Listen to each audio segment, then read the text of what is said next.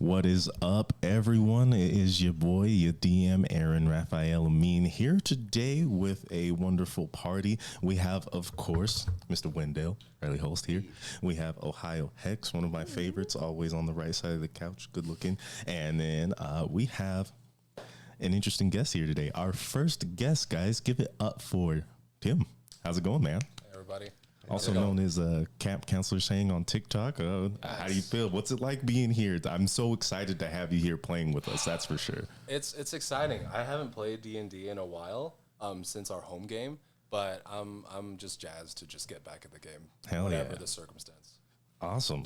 Well, we're super excited to have you here. It's going to be interesting to see how how that break translates into this game. Yeah, it'll be fun. Yeah, but be sure to check him out. He's a super funny guy. If you guys like a good time, if you guys like nerdy kids, well, I think that's why you're here. So definitely check him out on TikTok. Quick announcement. Ibrahim Ersid is off on his honeymoon, so he will not be with us today. So rest in power, rest in peace. Have fun with your girl. Have fun with your wife. That's the wife now. Yeah, he's doing things. He's living his life. He's out in Istanbul, so good for him. Did I just dox him? Is that? Yeah, now people are Yeah, now we can all definitely go going to find find him. him in man. Istanbul. And another piece of news, our good friend Ryan, for personal reasons, did have to leave our campaign. It's a really sad thing, but he's doing what's good for himself. We're doing what's good for us. No hard ties, no hard times between us. It's all love. It's all positive vibes. But we will miss him.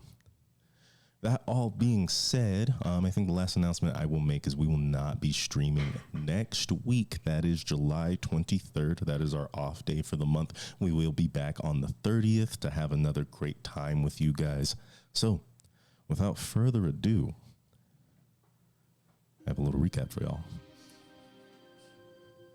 Last time, in the Redland Wood, in the midst of a battle between a giant, Arid's finest, also known as the Realists, our wonderful party members, and a flaming gorilla demon that crawled out of its own skin to turn into a frog-like beast of absolute terror, continued.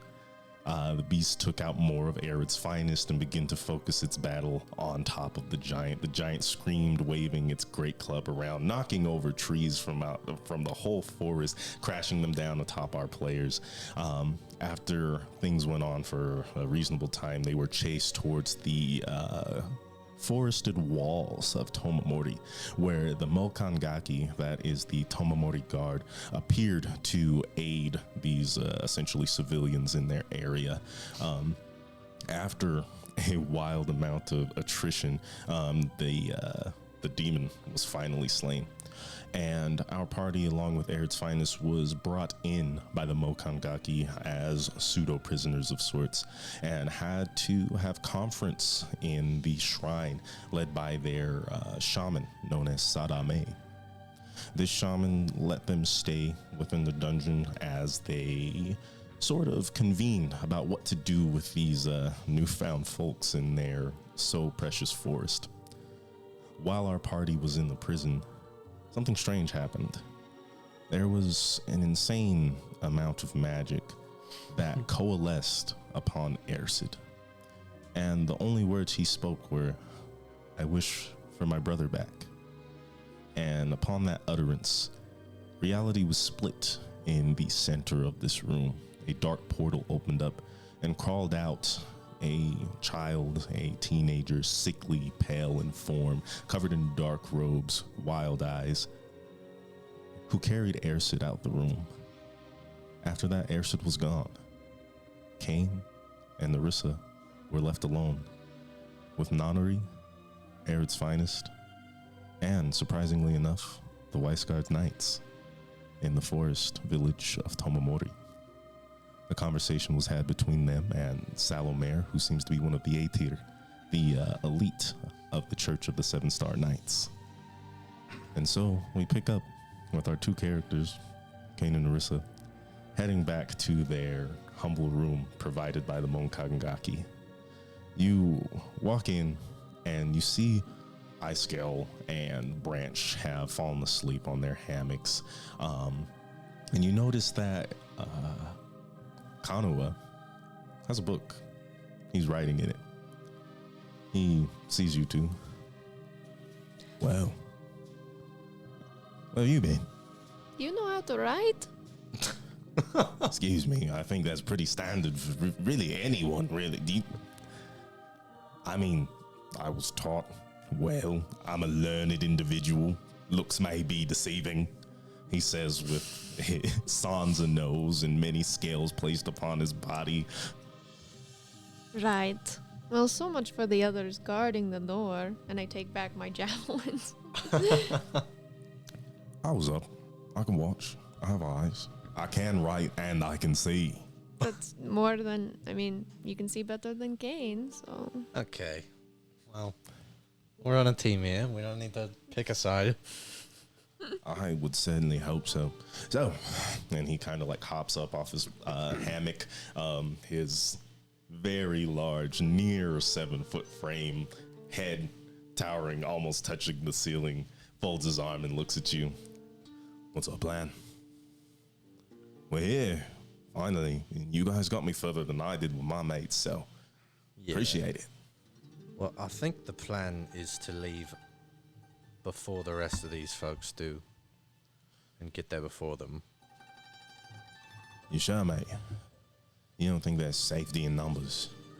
I mean, we don't know what we're getting into here, and from what I've seen, we're getting into some shit. Well, the Wise Guardians aren't even here for the magical storm, so they wouldn't be much help. That leaves Arid, and I don't think that they like us very much. You think they would just turn on us? I think they're both going to wait for reinforcements. I don't know, mate. There's a lot of Wise Guardians here. Is there? There's a few. Is there? Wow. There's a few. I counted about at least 10. Okay. Are you scared? No, well, I have to be. I'm only thing I'm scared of is that maybe another person comes crawling out of portal in reality and tries to snatch me up. Sure. Yeah. Yeah, fair enough. Yep. I'm just meaning, like, are you scared to go without them? There's safety in numbers, but like you keep saying, if you don't want them to turn on us, then there is disadvantage in numbers. Well, think about it, mate. We have Vice Guard here, Yeah. ruling power of Northfang. We have Arid here, who obviously has beef with everything that's going on. Worst comes to worst, they fight each other, and we're all in a better situation. Momentarily. Yeah. We can always escape when the riffraff are all battling each other, and then we make the most of it hide. We did do that last time a bit. We still ended up pretty hurt. Why would we get hurt when they're fighting each other? Crossfire. Don't get hit, mate. Side choosing. Don't choose a side. Run. Use your legs. Okay. Unless, I mean, I'm just spitballing here. If you think we should just leave earlier, the 5 of us, 6 of us, sorry, Nonary. Nonary speaks up. No offense taken, I think. Anyway, what are you saying? I'm saying, mate, it's up to you. This is just my idea, mate. I like to cause a little bit of chaos. Well, I'm sure they'll catch up at some point. Absolutely. I just don't. This is my concern.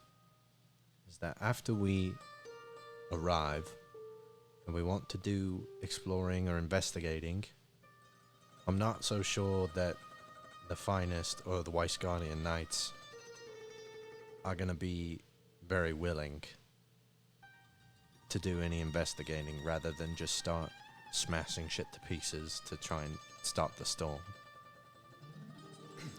Some time away from them at my objective is what I'm concerned about. I understand, mate. My only concern here is we don't have to listen to them. We can explore all we want. Sure. But you're right. Getting there earlier, if they are the will smash everything type, eliminate all evidence, then it could get in the way. Well, the Finest definitely strike me as that sort. Finest strike me as strikers. Yeah. Look, I'm here for a good fight, mate. But only when it started. They like to start shit. They do. Probably best avoided if we want to pick up anything of value. Right. We have a little bet going on back. A Batmate. Yeah. We're trying to earn the most money, and so there is potentially artifacts that we would want to purse and take with us. Well, thank you for telling me about this, Batmate. That being said, there are certain artifacts that I may have to leave with. So I hope we can come to an understanding on some of those. First come, first serve, I suppose. I don't think so. Well, I think I have priority here. I don't think so. I don't think you do. I mean, come on, mate. I'm here, aiding the world as an emissary of Tuhanul. I am chosen by Tuhanul. Excuse me, Look at me. you're chosen by something. Gifted by Tuhanul herself. Roll persuasion. With advantage. Okay.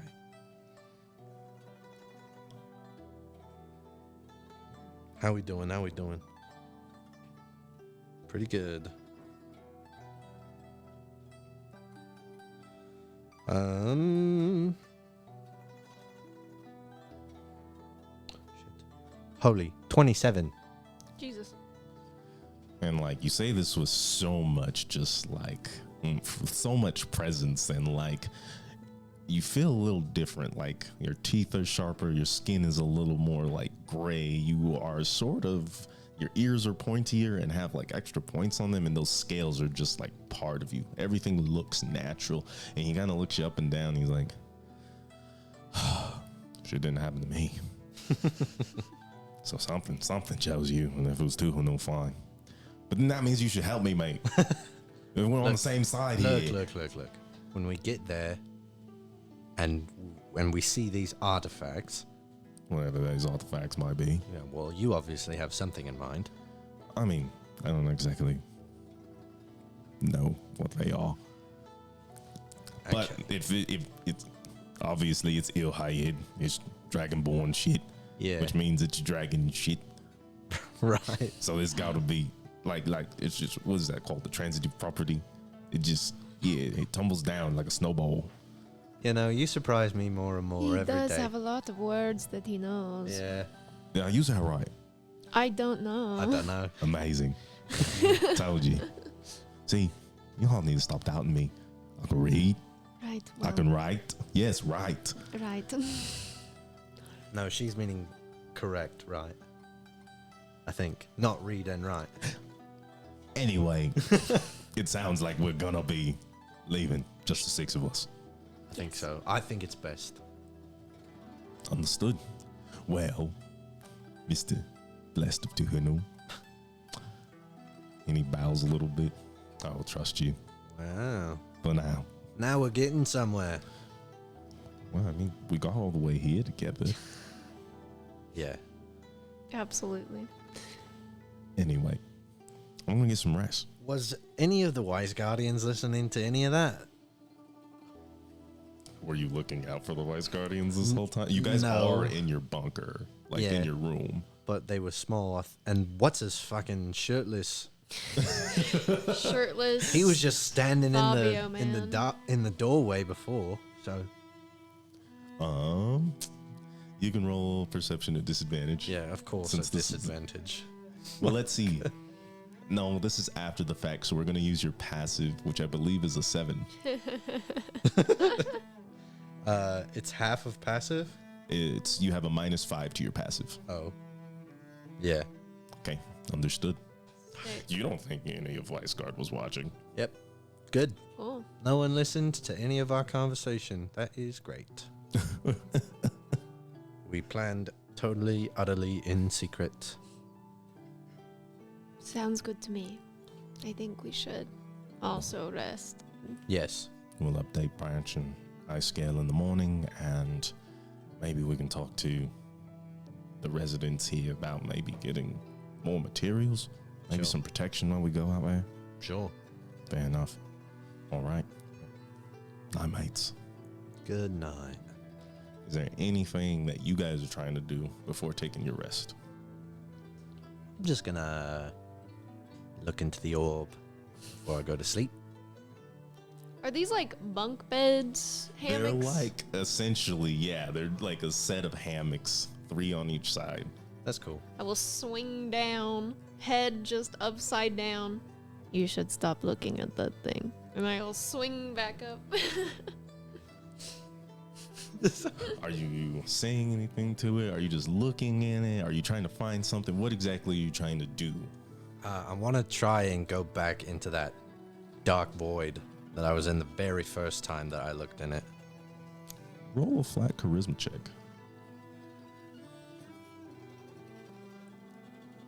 Okay. 16? You stare into the orb. The world around you begins to silence as you focus, as you concentrate. And you hear a voice, a very familiar voice, of course. Yes. Was that you in my dream? Was it me in your dream? And that silence becomes eerie, and the light that is extending from the shimmer that surrounds the redolent wood is blotted out, and you are in a void of darkness. You see 2 greenish golden eyes staring at you from the black. And what if I was? Well, we seem to be more connected since then. So if it was you, wondering if you're still wanting to leave. This place. Of course I'm trying to leave. And you made a promise to help me. So I have given you power to do so. How am I going to free you?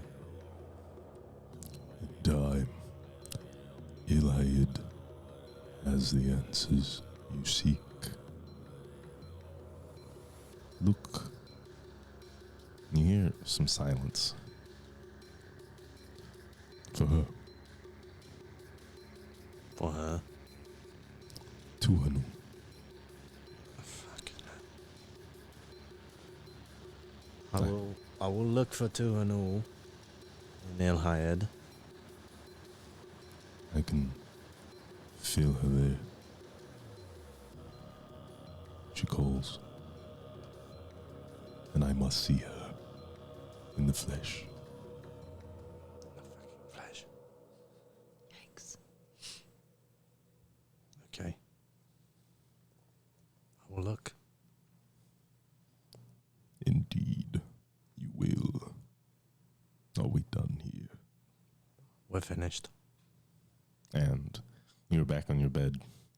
Time has passed, and you do feel reasonably exhausted, as almost if part of your arcane energy was soaked up in that meeting. Go ahead and make a con save for me. Okay.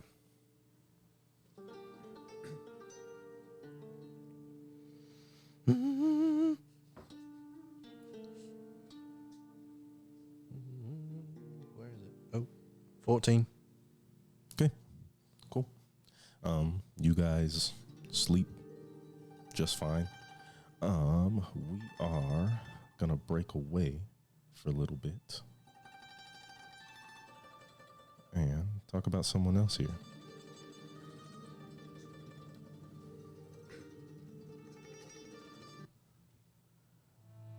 The surrounding area is it's dusty, nigh desert, more like savanna.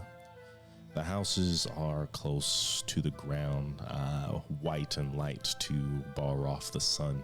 And in the east, you can see the towering forms of the Briarbreak Mountains. Inside your house, it is cool and open. A clean air whisks and breezes in from outside. You feel refreshed. and a knock comes at your door. Phil, you get up from bed, leaving the side of your lover, and at the door stands one of the realists, a compatriot of yours. Edward, Morning. you've been called. I just got back. Well, there's no rest for the wicked. Can I say bye to my husband real quick? And he nods. And you look out and you see a caravan of rhinos all placed behind a couple of them. There's a couple of covered wagons that will pull you in. You can see a lot of your old friends just kind of sitting in there. They wave to you as they wait. And you hear essentially the recruiter kind of put his hand on your shoulder. He looks at you. We're going there. To you, Hayed. Okay. Yeah, just it'll take a moment. I understand. I just thought you should understand the severity of this. We have been called by Dion Sunshock himself. So, take as much time as you need. I appreciate it. And what does your house look like? You know, it's one level. It's like a sweet little like kitchen with like stone footing. And every morning, like we spray it with like a little bit of water to keep the house like cool and air moist. It's good for my skin, apparently, is what Sam says. And we have like a nice like stone oven. You know, Phil is big into baking pies. And so like you've got like a lot of flour, a lot of sugar, all these things. And then adjacent to it, like in between the kitchen and the bedroom, there's just like a very small living room space with like a fireplace and some strewn about cups, a small bookshelf with some like books and paintings, maybe some like letters and diaries that we've written to each other. And then there's a small, like 3 steps elevated. You go in and there's our bedroom. And we have a little bit bigger than like a queen size bed. I'm a big guy. And, you know, just like a lone window pane that like like faces towards the mountains. And like just kind of raggedy curtains, but they're nice enough. Sure. We'll replace it when we have time. And yeah, it's a real cozy space. Lots of plants. Sam likes plants. Awesome. And yeah, I'll walk up to Sam's side of the bed, and Describe Sam for me. So Phil is 6'3", and Sam is a decent bit shorter than him. Sam's like about 5'9". Yeah. And Sam is quite pale skinned. Also has icy blue eyes. And he is hairless, doesn't have like hair on his head or his face or anything. But just very pronounced yet soft features. And he's of a more kind of like skinny fat, kind of like, you know, like small, but also like, you know, a little pudgy. He eats too many of my pies. And yeah, he's just a cute, handsome man. And I lean down to the side of his bed and I put my hand on his face and like, You can feel his skin. It's a little clammy. There's a soft layer of sweat transposed upon his skin, and his eyes kind of flutter open as he looks at you. hey, Good morning. honey, I'm sorry. I know I just got back, but I've been called again. You truly are one of the finest, aren't you? That's sweet. I, like always, promise to come back to you It shouldn't take too long. Do you have any idea how long you'll be gone? Where are you going? Just on some business that the kingdom asked me to go on. It seems like we're traveling a decent distance, so it might be a little while, but nothing for you to be concerned about. I'll Need be you to okay. roll persuasion. Oh, no. You're not Don't exactly worry, lying. babe. I'm not gonna die. That's what they all say. 15. 15. You always come home. So,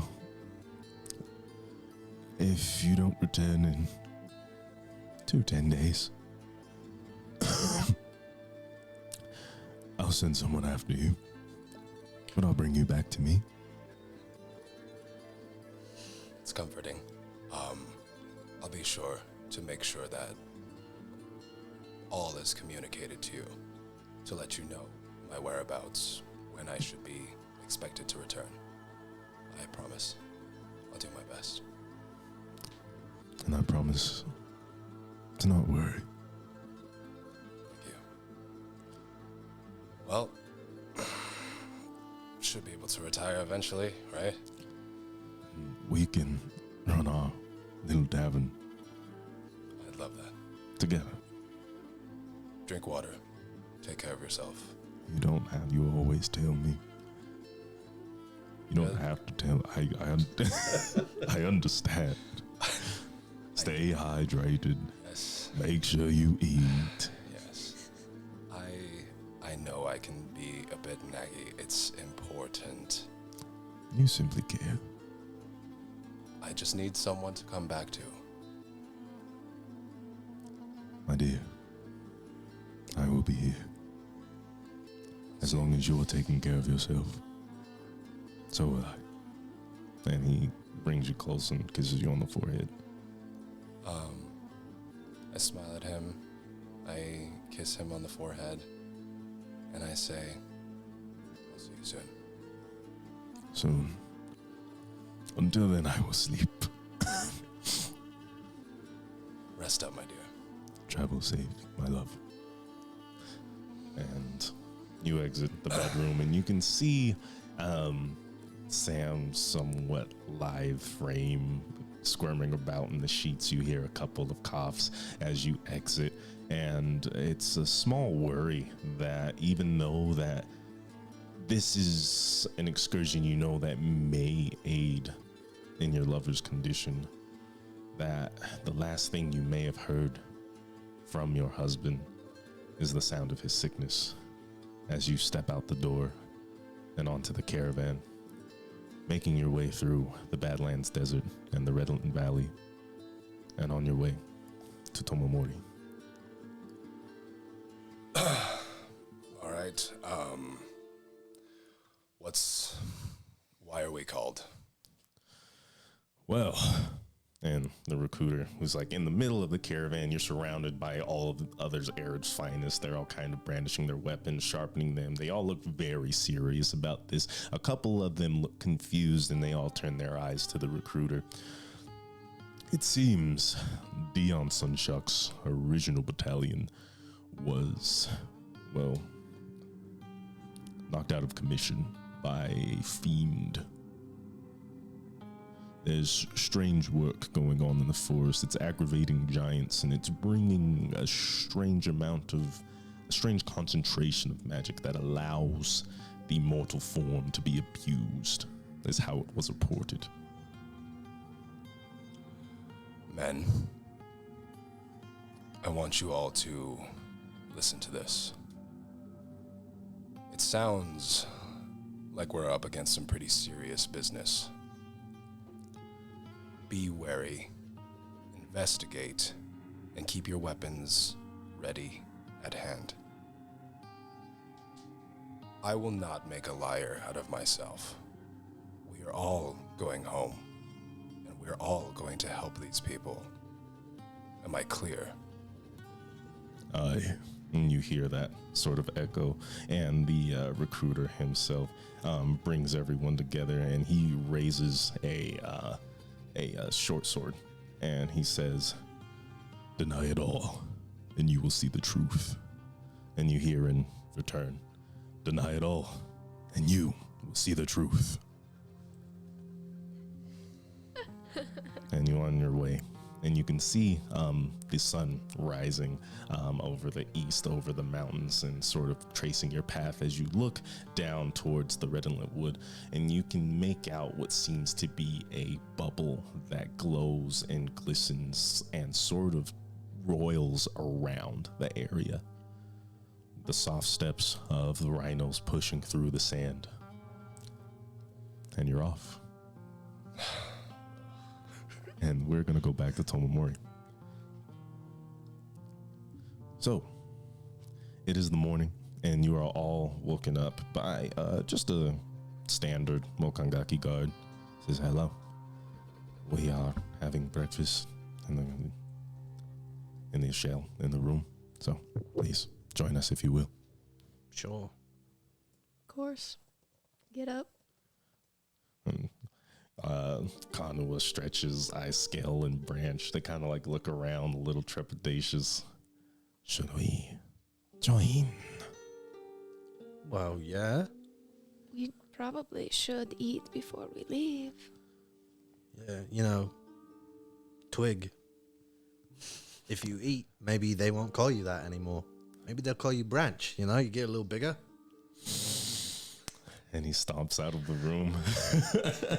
And Ice Scale just kind of looks at you and like smirks a little bit. What about you, Frosty? "I was about to say that was funny, but now I am leaving." I don't understand why they get so upset. I mean, names are an important thing, right? That's right, Can. So,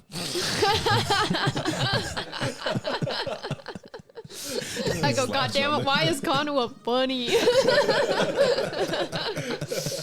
he slaps you on the back just a little bit too hard. "Let's go get our grub on. We got a long day ahead of us, don't we?" Of course. We do. So, you guys get down, and there's a couple of meals set out. They have like kind of like an assembly line of just like some rice porridge, some native plants, but a lot of this is all vegan. But there is a small portion of meat, which you assume to be some sort of pork that is native to the forest. You guys are all eating, and you can see in this like sort of makeshift open air cafeteria. They have all these like tables set up, and you can see a lot of the Mokangaki and their green adornments. Very easy to deal with the forest. It's almost like a very regal version of a ghillie suit is what they wear. So that way they can do well. You see Kakizu eating alone. Oh no. Just sort of doing this thing. You look around, you see Arid's, the two Arid's finest that are still there. And finally, the one who was helmed has doffed their helmet. And you see a very strong face. Surprisingly enough, this is one of the few Arid soldiers you've seen who has hair tied up in a top knot. Brown, stark, with a couple of white streaks thrown through it, and a completely white beard pushing down as he sort of looks around very inquisitively as he eats and he speaks with his other soldier. In another area, you see the group of Vice Guard knights, and you can see Kanua was right. There's about like 10 to 15 of them just hanging out. And obviously, Salomare is there in all his magnificence, his blonde hair blowing in the wind, and his chest bare and glistening from light. Of course, oiled up. Every morning. Yeah, this guy's. He looks like something. And he catches your eye, and he actually flashes a very kind smile your guys' way. Give him a thumbs up. Can you spell his name? Sallow? Yeah, how do you spell that? Sallow. Okay. Mare. Yeah. Great. Narissa's just like poking at her vegetables, like, ugh. Are you guys eating alone? I want to go sit by Salome. Okay. Are you going with? Sure, I'll just follow. I'm very unstoked about the vegetables. And like Connor will like follow suit, and so does Nonnery, and everyone's just kind of hanging out. And when you get there, Salamar's like, "Today, these are our friends. So, please, make room for them." Thank you. And you can see them all getting up, and like you see a couple of them like grown, but a lot of them are just kind of like a little confused, but just ready and willing to follow their superior. And Sallow smiles at you both, puts his elbow on the table, and just kind of rests his head on his hand. So, Why is this guy like this? thanks for spending time with me. Thanks for eating with me. Are you guys going to be traveling with us? Well, that's what I was coming over to discuss. When do you think that your battalion is all gonna move out? Well, we just showed up about a day ago. We did have to work pretty hard to get in here. But it was fine because we happened to, the giants are our kin. So we solved a couple of their problems on our way here. Speaking of which, I think I'm going to go spend time with the one who was injured in the altercation that you all came from, apparently. Yeah, Yes. we were moving through, trying to avoid any conflict, and You don't have to explain yourself, man. Arid's finest sees me, a lone bard, walking on my own, and what do you know? They come to pick on me. So, how does he look when I say that? Does he look like he's intrepid of the finest? Roll insight. Intrepid. Insight. Here we go. 20. 20. Daddy. He's looking at you, and like he was smiling, but he gets like a little serious. And he just has a very thoughtful face. You can tell that he isn't surprised by what you're saying, and so he's just trying to digest the matter of the situation. Okay. And he kind of looks at you. They have always been the more assertive sort. Sure. And sure, but you're fine. Yeah? I suppose so. They swing on you. Well, Well, no. not until after Yeah. the fight broke out with the fiend. Yeah. One thing led to another. They surrounded me. A giant came. A fire gorilla came. Then a frog came out of the fire gorilla. And he just looks at you like, this is... This is a standard for me. I'll just live like this. Every day is like What a this. terrible life you must live. I don't know. It's pretty good. It's never boring. I think I would much rather be bored than constantly be, accosted by soldiers and getting in trouble with fiendish frog gorillas. I suppose. Well, if something like that does happen, we would be happy to have you at our sides. You were asking when we were going to be leaving. Yeah. I'd say roughly in 2-3 days. We want to make sure we get enough information from the locals before we go in. We don't want to necessarily trespass upon sacred ground. Trespass? Well, You think something bad would happen? no, it's simply a modicum of respect. Their gods are not as impressive as ours. Fuck. That's simply how it is. However, they revere them. So, we will respect their wishes. Their gods are lame. Yeah. Okay. Great. So, we have to do that. I'd like to gain more information on the situation. We need to know when this started. We need to know how this started, all of this, and as well what other effects may have, or we should stray away from. What causes these strange explosions of magic, and how can we diminish that in our travels? Yeah. So, Okay. 3 days. 2 days. something like that, yes. Sure. Great. Is that all? Yeah, that's really it. Well, Also, just still wondering how I can get a little 7-pointed star for myself. well, that would be quite the. You'd certainly have to wait for one of us to die, mate. Well, honorary members, you know. An honorary A tier. Yeah, why not? If we had one of those, I'm sure we could give them out to some of our soldiers, our constituents, but I don't believe that. Why don't you just put in a word with your gods and... Do you understand how this works, mate? No. It's a sacred thing. You see, the Jotnar are 7 gods, the children of Arthia themselves. All carry a certain respect with them, be it fire, be it wood, be it stone. And so each of us represent that. The only one who stands out is, well, the mother. Mother Seraphine currently sits at the seat that is to represent Arthia. Mm. And that is the only outlay we have of the 7, for there are no... Well, I shouldn't say that. But there are only 7 children that we respect. So there are others that you don't. I mean, if you would like a history lesson on the Wise God's religions and the Church of Arthia, please leave it to me to lead you in a sermon. But however, we do have more pressing matters. But I'm happy to answer any questions you have about our faith. Maybe if we travel together, you can talk my ear off about whatever you want. Well, again, in any other situation, I don't think I'd be happy to travel with you, but I think Arthia speaks in strange ways, so this might be a place for me to break out of my comfort zone a little bit.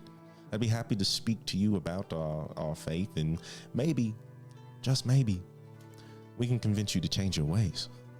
Yes, I am so evil. You should really watch out. Well, if you are traveling with us, I will assume that we should keep a space away. I will talk to you from a distance. You wouldn't want to catch something. I specifically wouldn't want to catch your blades, is what it sounds like. You wouldn't. So, and does that mean, and he looks at Kanua, that he's coming? Well, yeah. Oh, mate, it's a problem. I mean, I see you out here wishy-washy, preachy-pratchy. We do the same thing, mate, so, I think we'll get along, yeah? And he shoots snot out of his vacant nose and onto the floor. I'm sure that will be fine, Salamere says reluctantly, looking at Kanua. And Notary's just kind of like smiling, and you can see Branch and Ice Scale just kind of doing their thing. And you can kind of hear there's a lot of like boom, boom, boom, boom, boom. Just, it sounds like there's that giant is still around kind of doing his thing. And you look over and you see him throughout the trees, and he's a lot shorter. It looks like he had just sat down. And there's a unit of the Mokangaki led by Sadame actually headed out the walls of Tomomori to go deal with that. So anything else you guys would like to do? Do you have anything? I don't really think she has much. I think she's just still a little shell-shocked from the events that have happened. So. Sure. I do have one more thing, if that's okay. Absolutely. Go over to Sunchok. Really? Yeah. Okay.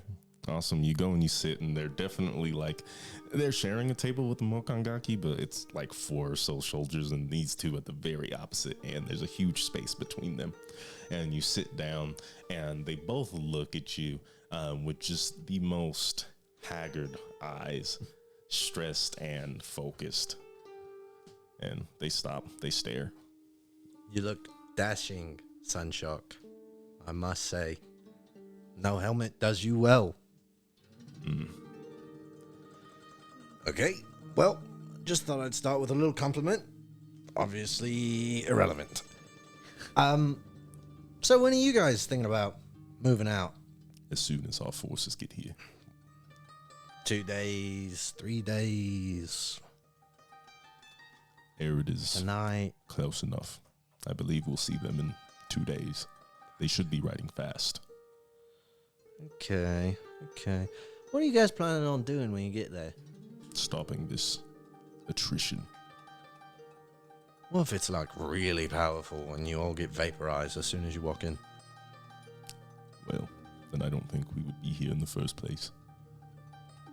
If this is something manageable for the people of Tomomori, it is more manageable than us of Arid.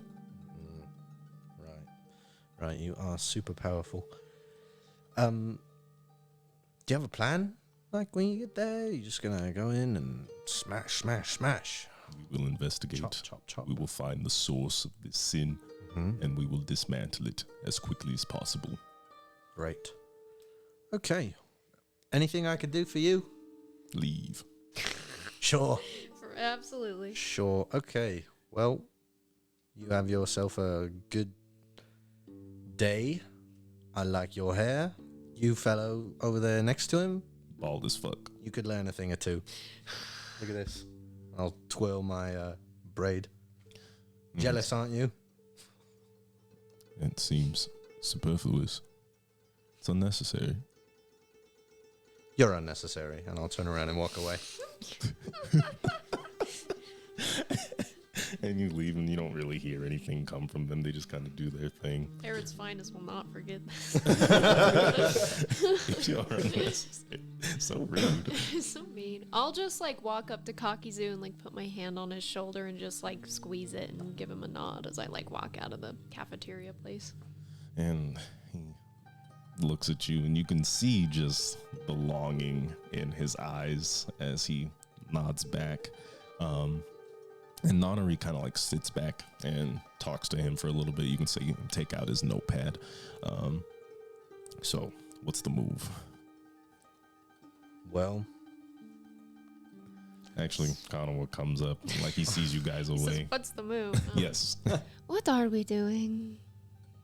Are we traveling with Weisgard? Is this really I happening? don't fucking know. Look, that's Salomere. I don't like him. I kind of like him. He's stupid. Excuse me. He's dumb. Well, if there's anybody here to like, You didn't like me because I was dumb, and now that I'm sort of smart, you don't. What is? I think it was because you were sort of smart. You have strange taste, woman. Anyway, that's neither here nor there. So we're spending time with this dumb pretty boy, expecting him to protect us. well, I just don't know. It's not them that concern me. It's the finest that do. I don't think Weisgard would let the finest attack us, though. It seems like that guy, while he is dumb and pretty, doesn't know what we've done, and I think that he would keep us from being eviscerated by Arid. I would certainly hope your faith is placed well in this man. Well, He doesn't seem like he has too many thoughts. the Weisgard have always seemed fairly amicable to me. They're stern in their ways, but aren't as quick to chop one's head off. That's fair. They seem to hate two things, and that's arcanists and dragons. Yeah. So, if you are willing to trust them, Yeah. I guess I will follow you. This is strange. I'm not Well. used to being a follower. I mean, you only trust them as far as you need to. Isn't that literally what you are? It's different, mate. It's different to have praise for something greater than yourself and to respect it, but also to have a position of power. You see, mate, look at this. And he taps on his mask. Yeah. Serious, mate. Okay. Follower of Tuhanul. Messenger, come on. Oh, messenger. Right. Okay. Let's put it to a vote. French. Ice. Scale.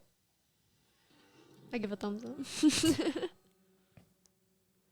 What do we think about going with the battalions?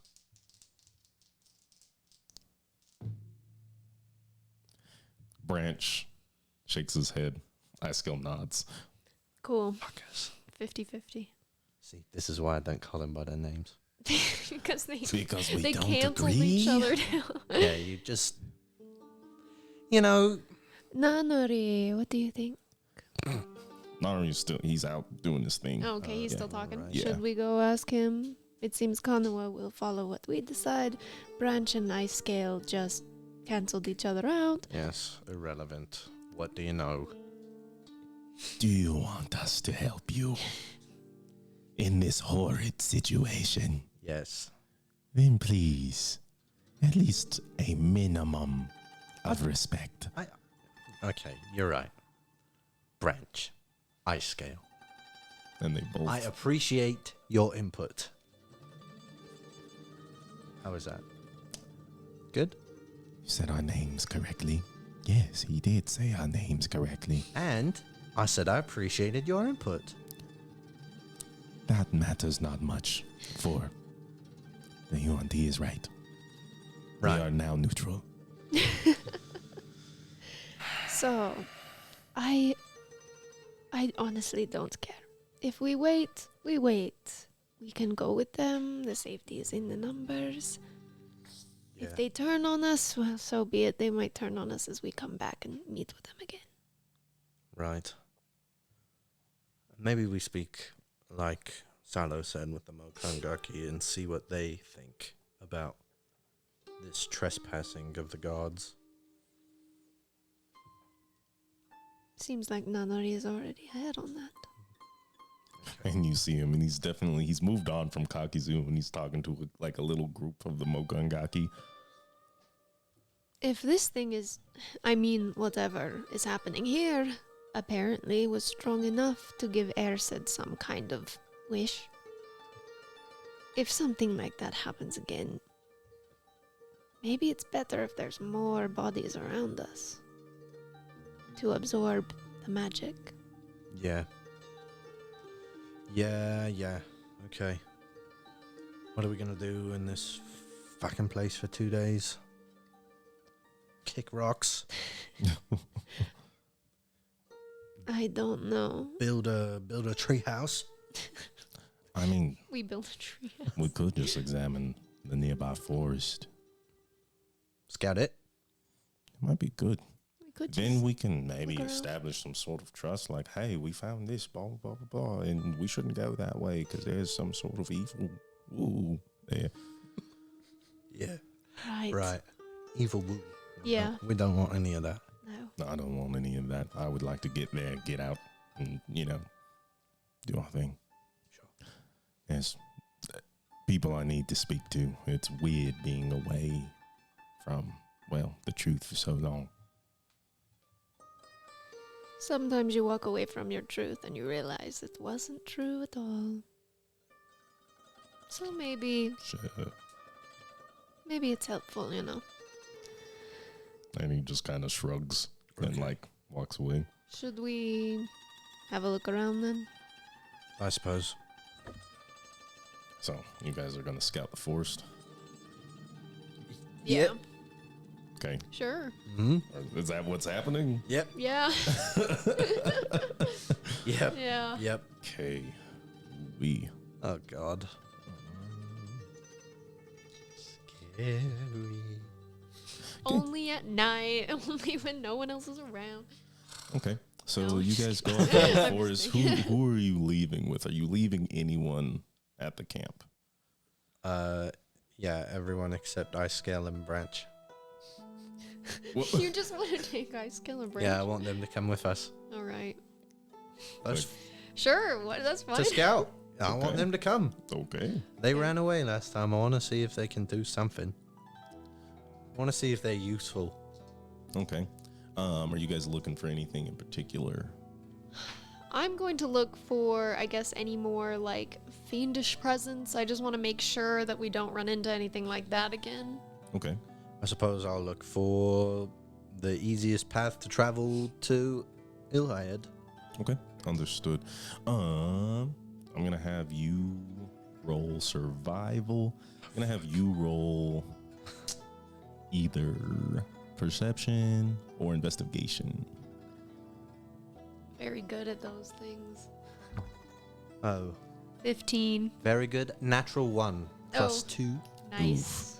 You're going throughout this forest, and this is a strange place. As you guys exit Tomomori and start to push into the rest of the Redolent Wood, heading northeast towards where you've been noted that Ilhayed is, you start to see some very strange things, like birds that are merged with the trees, their wings and feathers becoming the leaves of the branches.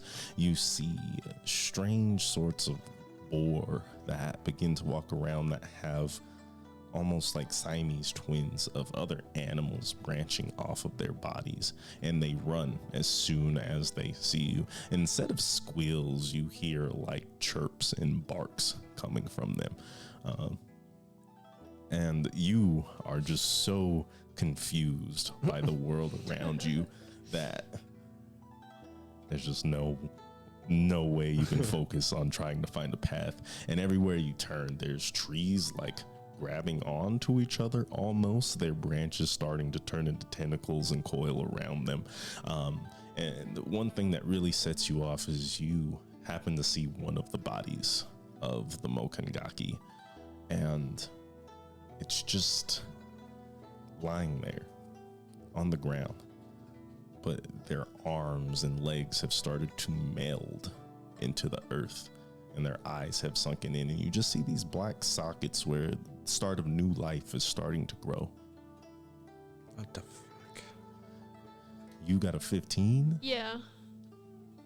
and you're trying to see if there's any fiendish presences. I'm just trying to like look for any signs of it around because I want to make sure that we don't like head in the direction that any would be.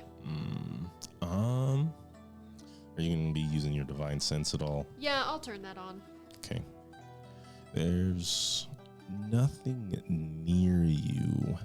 However, you can sense the sort of the presence, like a very weak presence near the east of what seems to be the effects of a hallowed area. There is no obvious signs of fiendish activity. You don't find any fires. You don't smell sulfur. Any like tracks and things left around seem to be from the natural fauna. Okay. But there is a hollowed area? You can feel the presence of something holy. Interesting. Okay. It's probably just that Sadame lady's kind of like area, maybe? So, I guess I'll just do that, turn around, walk back. Kane's walking in circles. Okay. I'm really confused. All these trees look the exact fucking same. I'm a city kid, you know. I'm out of my element here. Yes. I mean, the jungle is a bit like this, but not so. She'll just point to the weird melding birds. Whatever this is. Did you want Branch and Ice Scale to do anything specific? Did you order them? Branch, ice scale. What are you two good at? Well, we are Kanua's protectors. Are you?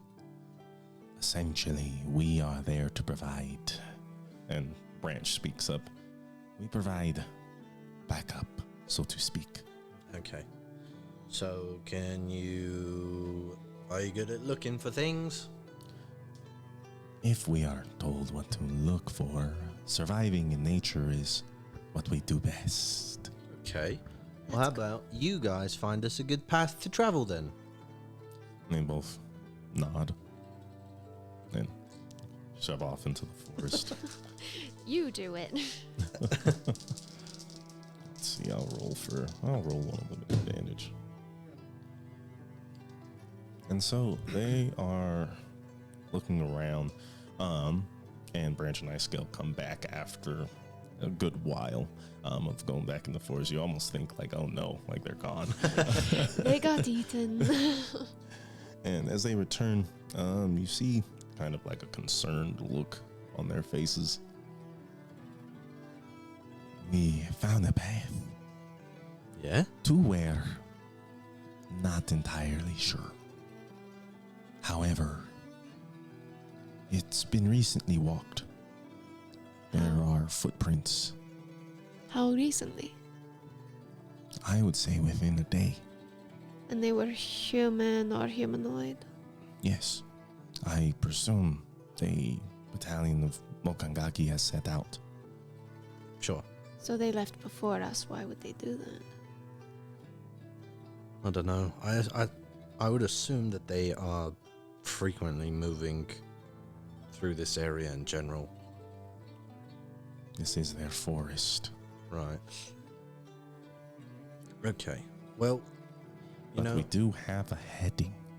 It heads northeast, and in the clearing of some trees, you can see the jutting pyres of what's left of Ilhaid. well, great. Thank you, Branch and Ice Scale. And they both kind of look at each other. Roll. Just want a general charisma check to see how snide that came off. Oh, fuck. I wasn't trying to be snide that Everything time. you say is sarcastic. 9. And they both just kind of like look at you and are we leaving? I think he means it. And yes, we can. Yeah. I suppose so. And so you guys head back. Was there anything else you guys wanted to do in the forest while you were there? Not in the forest. Okay, understood. How far would you say you guys went out? No more than a mile. No more than a mile. Okay, awesome. So that should take about an hour or so throughout the day. To do everything, yeah. You come back and you see Nanari just kind of hanging out. He's with Kata while they're talking. And they see you and they're just in kind of like that cafeteria area. And they wave you down. And Nanari pulls out his notebook. So, I'd like to go over some of the findings I have because I've been doing a lot of research. Please do. Again, this has come from roughly 2-3 months of growth. They are saying that originally it started when their essentially shaman in training went in to do their pilgrimage. Oh, And that's... that's his name? Kanao, the daughter, right? Cousin. Right, Kakizu. yeah, it's her. Yes, Kanao. And so she's been gone for a while. Every once in a while, the Mokangaki will send battalions in to do reconnaissance. However, there has been strange reports of, for lack of a better description, living magic barring their way into Ilhaid, as if the elements have come alive. Oh, fuck. Right. Some of the Mokangaki have stated that there's a general sphere of confusion within the wood. Sometimes they end up just coming back in circles. They'll go down a path closer and closer to Ilhaid, and then they're back right where they started, in the middle of the wood. Some have been lost and claimed by this insanity, and I think they're still out there. I did see one rotting away. Right. So we have to keep our wits about us. Do your best. I will as well. But this is an interesting situation. Did you guys find anything out there? We found a path. That's it. Well, as long as it leads to Ilhaid, that should be fine. Another thing. This apparently was, yes, the Dragonborn capital, but something strange sort of came over the people before it fell. There were talks of the descendant of a god living in Ilhaid. Which one? That much the people of Tomomori are not sure about. I have a few names. There's Io. There's Noel. And then there's Asgarath. Any of those connected to Tuhanu? I, in my studies, have never heard of this Tuhanu that has been preached around. And Kanawa shoots snot down into the ground and kind of looks at him. He's like, oh, it's such a mystery. Have you ever considered that maybe Tuhanu is what they call her now? She probably had a different name, yes? It's possible, but there are no... again, this is in my very brief studies of dragons and what we know of as the Silver Elves of Moitushu. And I'm not even one of them. But there's no mention of a mother in their myth. There's no mother of dragons. There is no mother of the firstborn.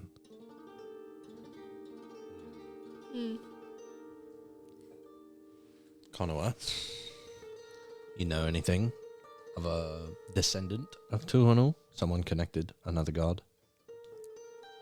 Another god, mate. Yeah. That's... I mean, if you really want to call the speaker another god, I think that's quite stretching it, mate. I mean, he tells us he's just a man, but a descendant nonetheless.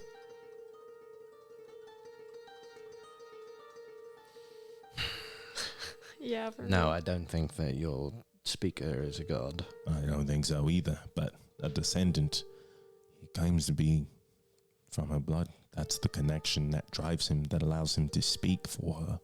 Sure. What's his name? Do you know Speaker. it other than the speaker? The speaker chooses not to affiliate himself with menial things like that. He's more of an artifact, an Sure. icon. He doesn't want to be known for who he was. He simply is here to deliver her message. Right. So Okay. What were those three names again? there was Asgarath, Io, sometimes pronounced Io, and Null. Nor? Null. No? N-U-L. What do you think about traveling with the Weiss Guards and the Arid's finest? Well, I think I would feel a lot safer with everyone there. From what I have noticed, it does not seem like Weisgard is here for any reason but their research that Salo has told us. As far as Arid, the farther we stay away from them, the better. So if it means to be in the arms of Weisgard, I shall be cradled. Yeah, for sure. I think that majority says Sure. We travel with them. we We'll travel stay. with them. So we will rest for a couple of days. Yes. Yeah. Well, that will be nice. I think it'll be good to get in touch with my people. Yes. Fair enough. You're a green elf? Yeah, he's green. He's been green. He's been a green elf. Yeah, no. I mean, they're not exactly green. They're more like brown, but Yeah. yeah. Well, he has greenish hair. yeah. But his eyes are green too. No. His eyes are purple. His eyes are purple. Yeah, That's why I didn't know. that's fair. That's fair. No, the green elves are brown. Green elves are brown. They're you would know definitely that they're Yeah, yeah, green yeah, because yeah. they live in the forest. Yeah. Right, yeah. Yeah. Okay. Is there anything you guys would like to do with your downtime activities before this 2 days goes down? I will work out. Roll athletics. Oh my god! A 1. Damn it. Wow. So 6. You were too distracted. Yeah. It's all those really amazing rolls I had in that fight. Going So I'm to just too tired. practice with the short bow. Go ahead and roll a couple of attack rolls. Give me 4. 4 attack rolls. Yes, no proficiency, but with dex. Proficiency. Okay. A 6. Good. 6. A natural 20 for 23. Nice. Fuck you. A 5.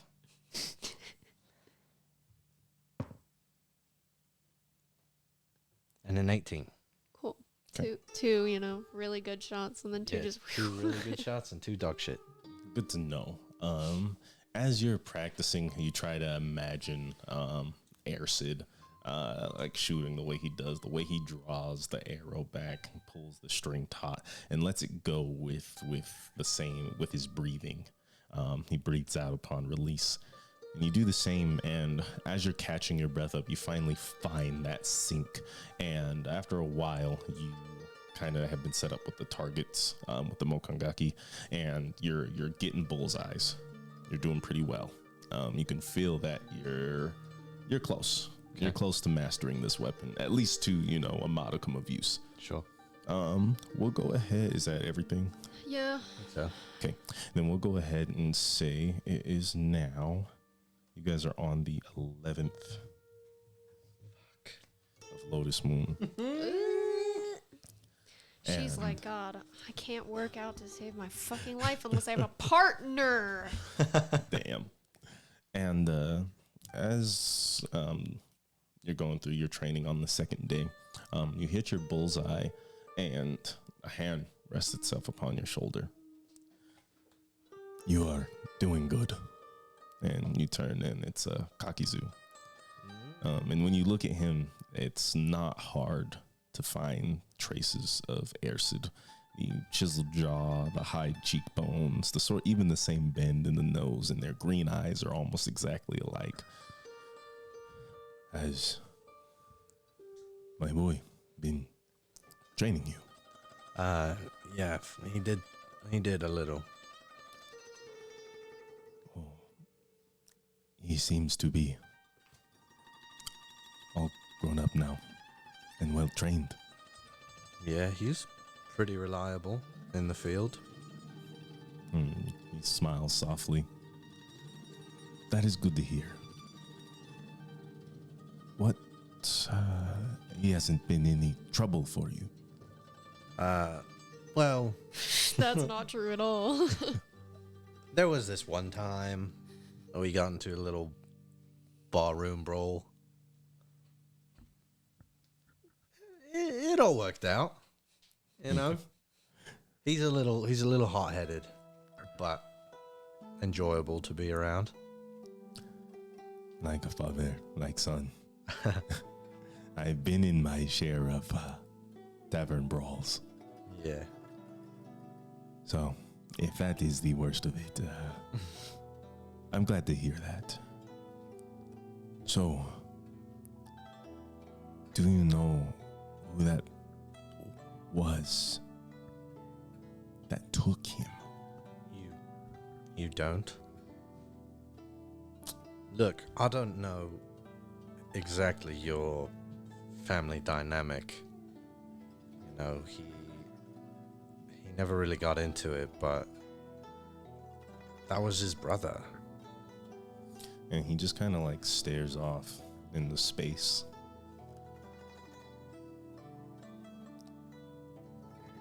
Airsid is a special boy, born of true love that can never be. And so, he travels without me. It was long ago when I last saw him, but I assure you, it was a orchestrated decision, and my love for him has never died. However, I do my best not to intervene with his life. I'm not even sure if he remembers me. Well, from what I know, he remembers a little bit, and he was concerned with finding you. here. I think his goal was to find his brother Utmost. Though I do know that he was looking for you as well, and that magic that came about, I don't think he knew exactly what to wish for. I think he was overwhelmed in the moment. And he wished for this brother of his. Yeah, There's something wrong with that child. I think we all put that together. You can feel it. It's Right. like oil dripping on your skin. It's like a fire that burns cold. I sense darkness in that boy. And so I worry for my son. Well, as I said, Esed is capable, and I have hopes and faith that we'll reunite. I have hope too. Well, I will leave you to your training. But before you go, is there any information you can give me about the girl? Kano, Yeah. she is a beautiful girl. She's about this tall, and you can see he's about 6'2", and she stands at about 5'9", 5'10", where he raises his hand. Long, beautiful black hair, never cut. Her eyes are different than mine. They are more like the sea. The way she stares, it's almost like you can see the waves in her eyes. Mm. She has a very calming presence. You would most likely find her in very traditional garb. Okay. Robes, purple, majestic, laced with gold and green, dragons upon them. Okay. Great. She, And she's somewhere, presumably, inside of Ilhayat. I know she is there. She is not dead, but I need her home. Okay. Well, I will do my best. I can ask no more of you. I thank you. Then he puts his hand on your shoulder again, You're welcome. and he nods. You guys are back at camp. As time goes on, you and Nanari, Kanawa, you guys are all just kicking it. Salo comes and says hi. You can see that Vice Guard's getting all ready to go. They're donning their armor. You can see Salo put his pants on. That's really about I'm it. like, wow, good for you. And he sort of like paints this huge motif on his body. Lots of curly lines and like it's almost like a horned beast on his chest as he paints black under his eyes that goes down and these two lines that stop at his jaw. He's ready for battle. He ties his hair up in a very large top knot. And you hear this. I have to respect it. And you hear like just the sound of very heavy hooves, just doom doom doom doom coming, not as loud as the giant stepping around, but you can feel like a clamoring through the forest. And you see the Mokangaki are at the ready, and they open up the walls of greenery, and you can sort of see out there a slew of rhinos and soldiers covered in black metal. And you can see I'm like, Sunshock with his horned helm, and he's actually switched it out for a different one. This one's a little bit larger, and it has one horn coming out the front like a rhino. on brand. Yes. And he walks up and kind of speaks with the Mokangaki, and they part ways, and they all get littered in. And Phil, you see a very interesting sight. It's nothing like the stone walls of Arid that you're so used to. This place is so fervent and full of life, even though what you've seen on your way in is demented and strewn about with arcane magic that has ruined everything about it. Natural forms are now denied their force of will, as almost someone is playing with their shapes wildly and unabashed. How dare they? And you come in and you see this place where wooden homes are built atop trees, laced by bridges, all strewn about within the leaves. They are high next to the canopy, and the canopy itself, these beautiful red leaves that block out what light comes from where there should be the dreamer's flame. But unfortunately, just a gray, dim light pervades the area. You see the Mokangaki lower their spears, and you and your compatriots step in. Dion Sunshock greets you all singularly and begins to update you.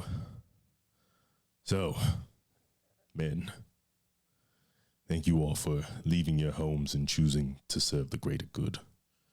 As you can see, I'm sure if you was brought in here, this is an atrocity, an abomination upon the waking world. I understand some of you may not want to be here with these, and he looks around, individuals. Cross my arms. However,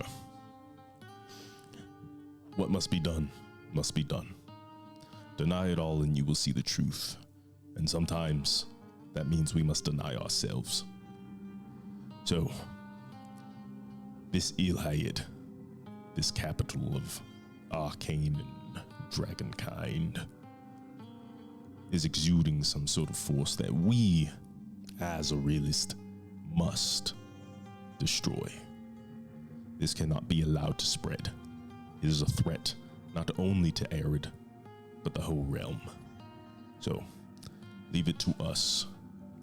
They all say, aye, aye, sir. How fast is the spread? We are not entirely sure. We were alerted a month ago, and since arriving here in the Redland Valley, it seems that things have progressed quite considerably. It reaches all out to the forest that, well, nearly touches Arid itself. Alright, that explains it. I don't believe Arid can be affected. Our protection is much too strong. The valley we live in allows no magic, and so I can't imagine we will be affected. But for our human partner kingdoms, it is our duty to protect them. Yes. Commander Sunshock, if I may speak to you in private, just for a moment. And he sort of like dismisses the rest of them after debriefing you all, and you are left alone kind of near the entrance. They step aside. You can see the Mokangaki. They're just sort of standing guard, but they're not in your business. First, it is an honor to work with you. I have heard of your tales of your honorable and valiant battles. But secondly, what you said earlier, that we shouldn't be, we might not need to be concerned about it affecting Arid. My husband has a rare condition. For most of us growing up in Arid, you know that not only do we not believe in the use of magic, but we can't interact with it. My husband, he can't interact with it, but even worse than that, it affects him negatively. You say that this magical storm has almost gotten to the outer edges of Arid. My husband has been sick for the last 2 or 3 weeks now, and it's getting worse. That's part of the reason why I'm out here. Even though there is a force field around Arid, it's still affecting him, which means some part of it is penetrating the city. I do not mean to cause you any undue stress. However, I do not believe that Arid would be completely unaffected if we left this alone. All the better that we are here then. I give you my condolences for your partner. Thank We you. will do all we can to alleviate their ailment. I'm sorry about your battalion. It is all in the line of work. We all live, we all die, and we do so for Arid. Arid. And feel free to describe yourself now that the party can see you. You Sure. and Kakizu have kind of stepped out from the training area since hearing this ruckus, and you see Arid's finest all kind of getting set up for this travel. So, standing next to Sunshock, you see a tall man. He's about 6'3", stockier build. Kind of think in between Fit Thor and Fat Thor. So he's got kind of like a strongman type of build. He actually does have hair. He has short hair that's like really curly and kind of frizzy, and then he has a tight beard that's also quite curly, kind of frizzy. It's thick hair, and he's extremely pale. The hair and beard are also all white.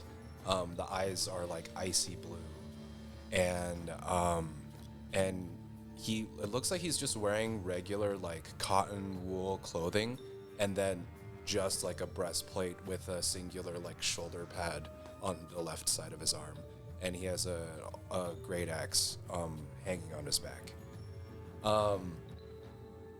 Yeah, that's basically him. He's a stocky dude, and if he did have pigment, I guess you could imagine him as kind of like a Mediterranean, like Greek-looking kind of guy. Oh. Curly hair, olive skin, strong features. Okay. Yeah, Cool. yeah. Cool. All right, awesome.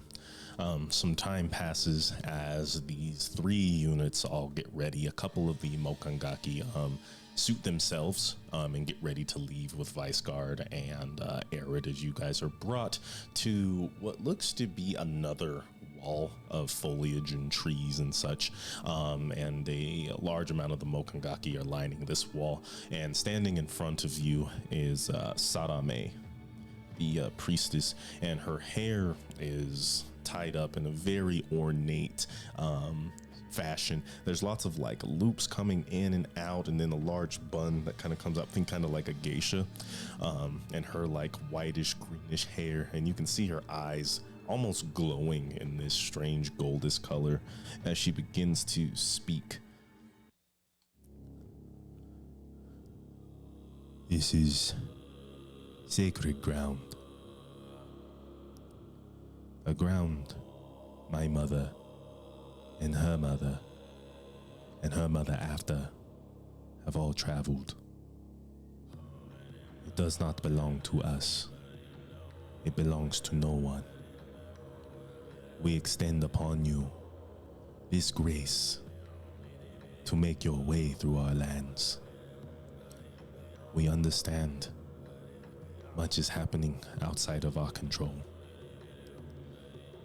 We understand that all of you have personal reasons to be here, but do not let that cloud you as you step forward on this day to El Hayed, better known to us specifically as, give me one second, Uroko no Shin. This is not your sangya. This is not your pilgrimage. And should blood be shed, do not share it unduly. Give your respects, and the forest will treat you well. But if you deny the forest its respect, you will surely die. And as she says that, you can kind of hear it echo throughout all of Tomomori.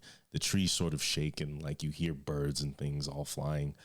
And the Mokankaki behind her put their hands on the trees as they begin to split and sort of merge into each other, showing you all an entrance into the forest with a clearish path arced by red trees that are all merging together into these grown in walkways and arches.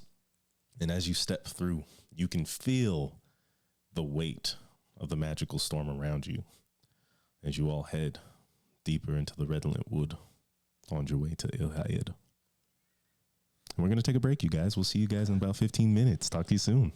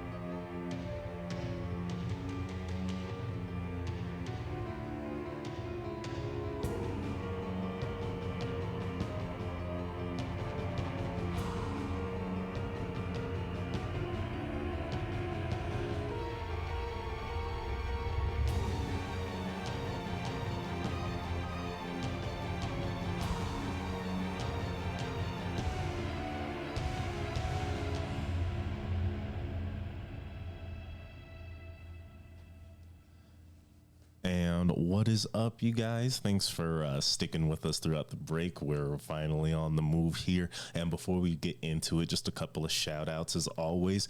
Mates of Fates, jump into their stream. They're super cool. They run some of the funnest campaigns I've ever seen on stream. We love them. Our very own Stone is guesting with them right now. They're doing Lost Minds of Fandelver here tonight. MST, that is 6:30 p.m. So be sure to tune in. They're doing some cool stuff. We also have a couple of my friends here doing Beyond the Review. You can find them on Spotify, Apple Podcasts, iTunes, whatever it is. If you guys are interested in unique takes and perspectives on movies and things like that, Giant Dad, coolest guys ever. They did our intro. We love it. It sounds great. So check them out. They do cool music. Camp Counselor Shang right here. Cool dude, funny guy. If you want to have a good time, he can certainly help you kill time with that. And I think that is everyone. So we can go ahead and get on our way. We got music. We do. In deeper to the redolent wood, on your way to Ilhaid, you find this area new. The areas that you were allowed to explore on your reconnaissance don't quite resemble this, what seems to be almost preserved forest. It takes a while as you guys set out in an awkward silence between these three essential groups before the forest itself starts to mutate and become what you've seen throughout the redolent wood. It's worse here. There's no fauna. There are no animals.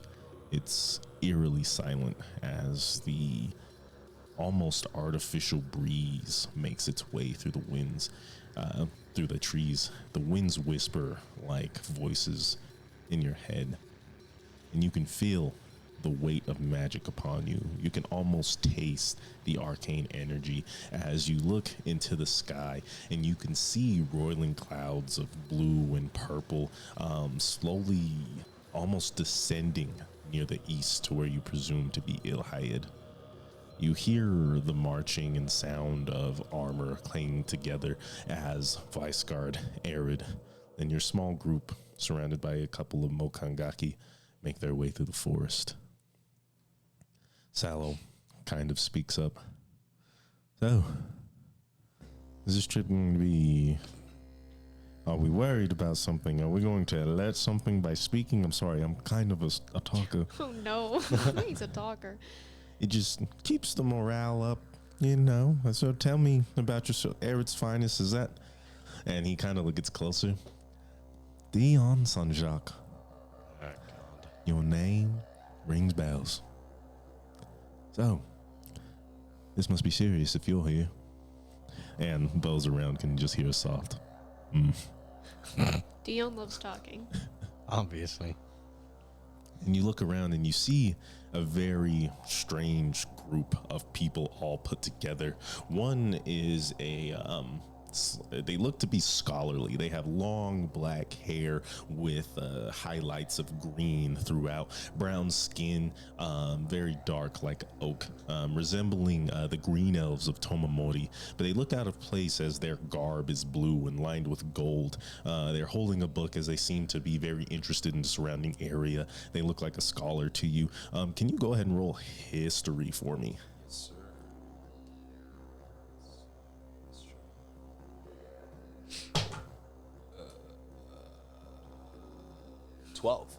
12. I think it would be definitely on your mark to say that you know those colors to be of the Manu Academy to the west in a place known as Molitushu. They're not revered very highly in regard to Arid citizens. That much we get across. You know that they study magic and practice magic.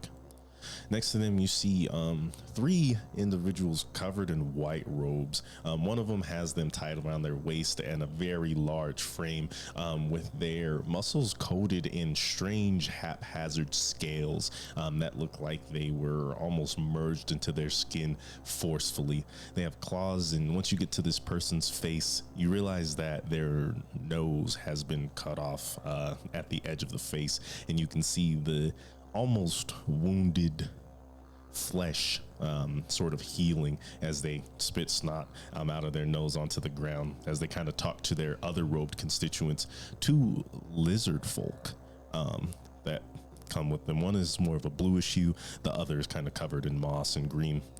And then we have two others. If you would to describe yourselves, please. Sure. Narissa is tall for a woman. She's like 5'8". Very muscular, super cut. Like she's never skipped a day of working out in her life. She has very long blue hair, which shimmers violet in the light. It's in a very intricate ponytail with all of these braided loops around, and in them there is spines and tropical feathers. She has light green scales covering the tops of her shoulders, kind of ombres from forehead down to cheeks. Her lips are very large and blue, and she has like a snake-like mouth that like comes up into the cheeks, but when she speaks it doesn't open. Like it doesn't open wider. She doesn't wear much. She only has like a very small triangular kind of like shawl that just covers, and then kind of like the thing that Chell wears in Road to El Dorado around her waist. Yeah. Tasteful. Yeah. And then sandals covered in tropical feathers, and her eyes are golden with black scleras. And she has a glaive around her back. The guy who doesn't have a nose has a very large great club, spined with what look like teeth. Okay. And then you see Kane stands about 6 foot tall. Long black hair, Sephiroth-esque in the bangs, but then tied in a braid that goes down past the small of his back. Clothing is just this black, purplish trench coat with the collar sticking up, nothing on under it but a little bit of leather armor, covered in arcane sigils and tattoos, one big skull on his chest, and then his skin is slightly grayed. He's got rather sharp teeth for an elf, a missing eye with a scar that is now has a blackish blue stone in it. His other eye, like a dragon, blue-gray. You see a rapier on his side and a violin bow on his other side, and he carries a violin in his hand. Wild looking bunch. Wild looking bunch. And everyone's just sort of progressing through the wood. If you guys are definitely like trying to be on your A game, make sure that nothing gets the jump on you, I'm gonna need you all to roll perception checks. Okay. Disadvantage. Yes, sir. Oh, and Kane is also covered in black Scales? dragon scales. Some right under his eye on his cheekbones, and then his arms are covered a little bit on his chest. Natural 20. So 20. Looks good. You can also feel free to roll survival.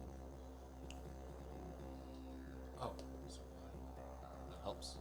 16. 4. Okay. If I do survival, it's... I think it's 22. 22. Okay. Are there any specifics you're looking for before I give you answers? Kind of like, I know that as we're heading towards El Hayed, that, you know, mutations are becoming more frequent. But beyond that, I'm kind of trying to get a beat on like where the direction of the artificial wind is coming from. Like I'm just trying to calibrate my inner compass. Okay. Like where is this magic stuff coming from? And I'll use like any form of my training that I can to narrow in on it as much as possible. Okay, understood. And you, Narissa. I think she's just keeping an eye out for anything getting close. Any giant steps, any fiend sounds. Like, she just doesn't want to be attacked by a fiend again. Just any enemies. I think she's really, like, on the lookout for that. Okay, then we're gonna take the perception on that for 20 and 16.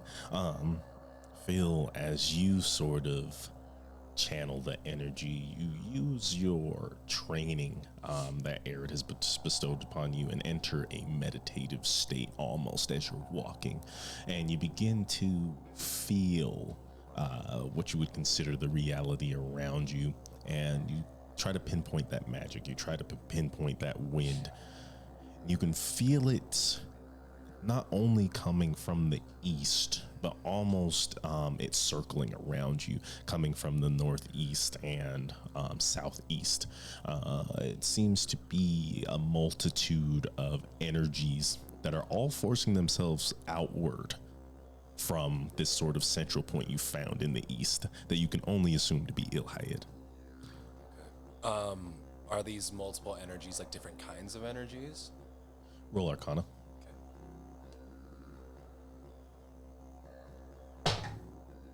Oh boy. Well today. 11. 11.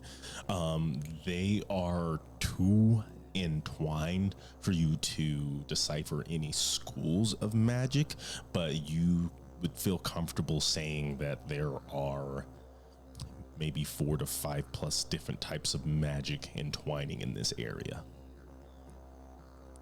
And Narissa, you are kind of looking around for any enemies or anything like that. And you see some very strange things, like the bodies of Mokangaki soldiers who seem to have been petrified and now turned into the trees that make up the forest. You see some that look as if they are dancing, stretching out, reaching towards each other as vines and the trunks of trees raise up from where their heads should be.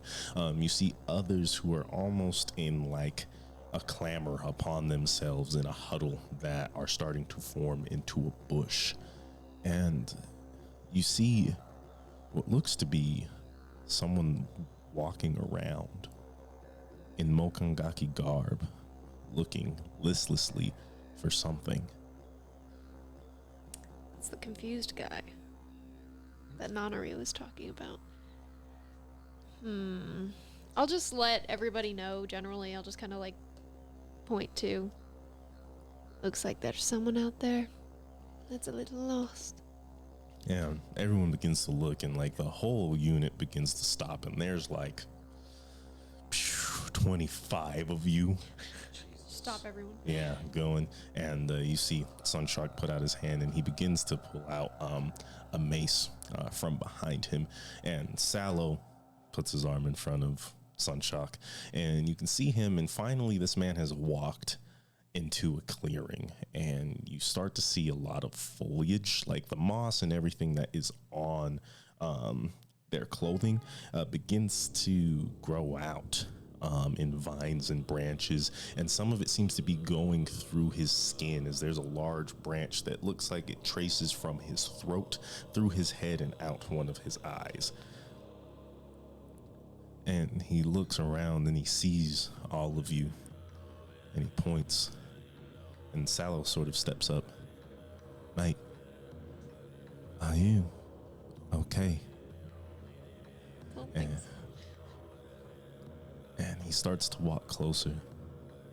Please, you have to get me out of here. You should not be here. It is not safe. Please, allow me safe travel. Mate, you'll have to go deeper in the Ilhayed if you're coming with us. And you can kind of see like thoughts going over the one eye that is left. He sort of looks around, and he looks again at the company that you're all with. If it It means my survival. Allow me to join you. And Sallow kind of like looks back. What are your guys' reactions? I'm just like, what the fuck? Shaking my head. No. I don't know. I feel bad, but I don't know what's wrong with him. He looks. Fuck this guy. He's gonna die as soon as he gets out of this magic. I would like to roll an insight check to see if this guy has any malicious intent. Go ahead. Dang it. Oh, wait, no, that's good. 21. Oh, yeah. 21. Okay.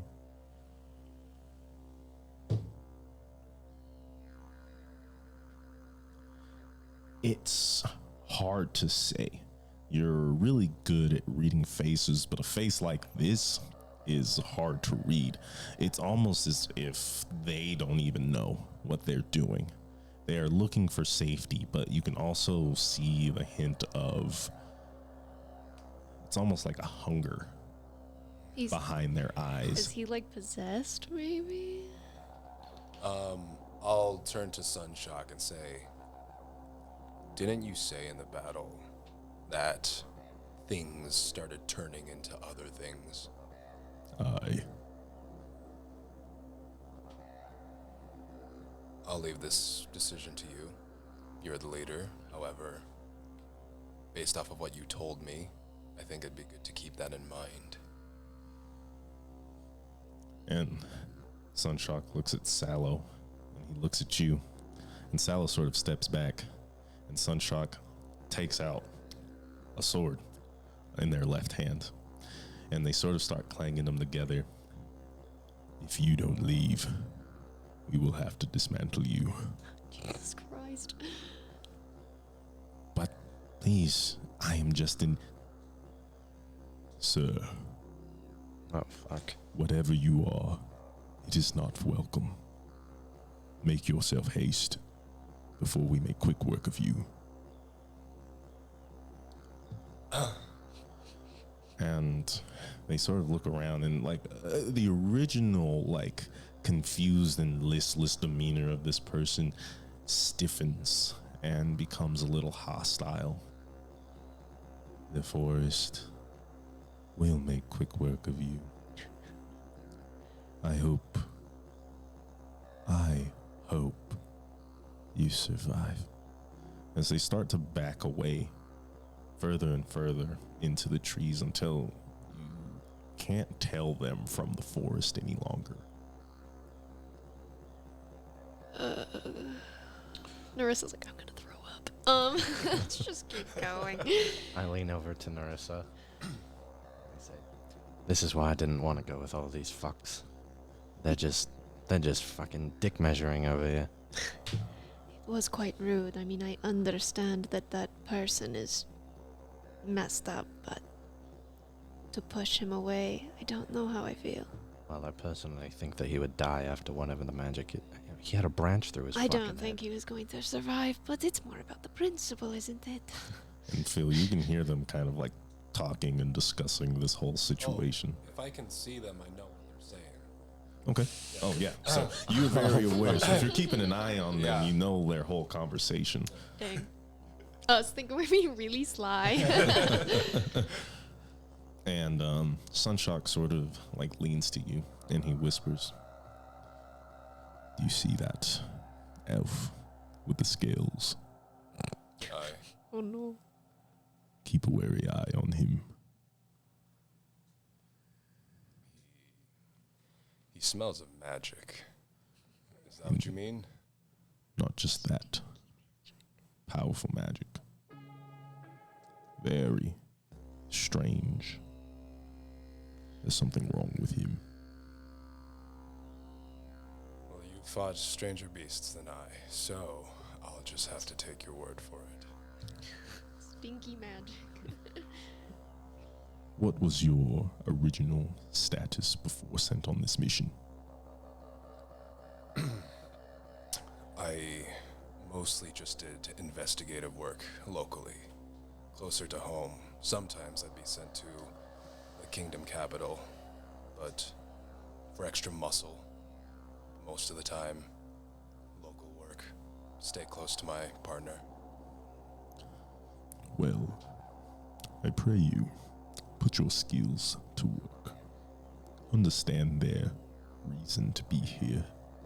Vice Guard, a whole battalion, soldiers, probably keeping the peace. We know why we are here. However, they are outliers. Right. With all these different parties, I was to understand that we were going to just typical mission, find the danger, exercise it. It feels diplomatic now, with all these different kingdoms, too many hands in the pot. If there's specific individuals besides those two, let me know. Be more than happy to look around. If you can also get close to Salome, I think he would be worth speaking to. Anything to better our relations and learn more about Vice Guard. See if they have any dealings with the murder of our prince. I can do that. Salomare is the bare-chested one. Yes, Understood. He's the him. strangely flashy. He is quite gaudy.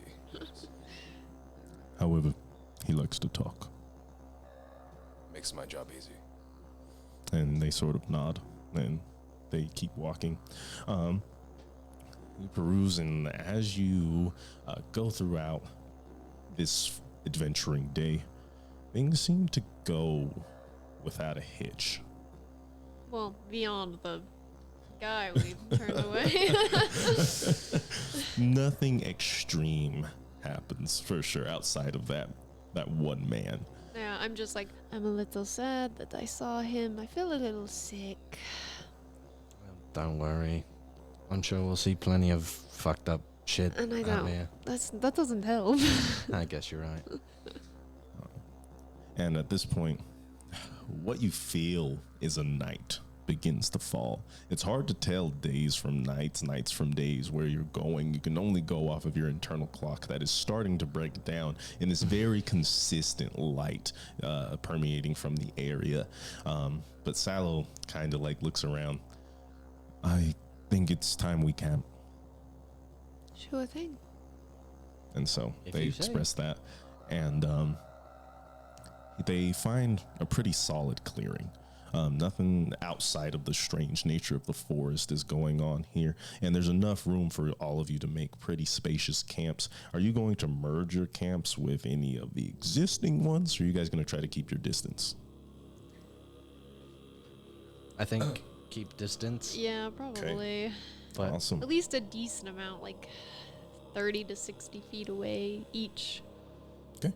Each yeah, camp. everybody can have their own clique. Yeah. But maybe there's a general commune. Yeah, there's like a little fire in the center or something. Okay, awesome. There would be a fire in the center place, sort of like a cauldron bubbling with the night Yeah, stew, for something easy sure. to cook and give you guys food. So you guys get stationed. Is there anything you're trying to do for the night? I will set up my tent in the center between all the camps. I'm like, what is that guy doing? Why is he setting up his tent in the middle Okay. of Just in the I center, have no fucking idea. right next to the cauldron. For sure. Prime vantage point to be people watching. Yeah. And stuff like that. Also, yeah. Personally, what Phil would like to do is he is going to open his satchel, and there's a little package wrapped in cloth, and he is going to begin to try to approach Kane and Risa. Okay. And you see one of Aerith's finest. I'm pointing at why is he now coming over to us? Fucking And hell. Kanawa kind of like stands up, and he's pretty close to his great club, and he gives the eye. Oh, mate. Hi, I'm Phil.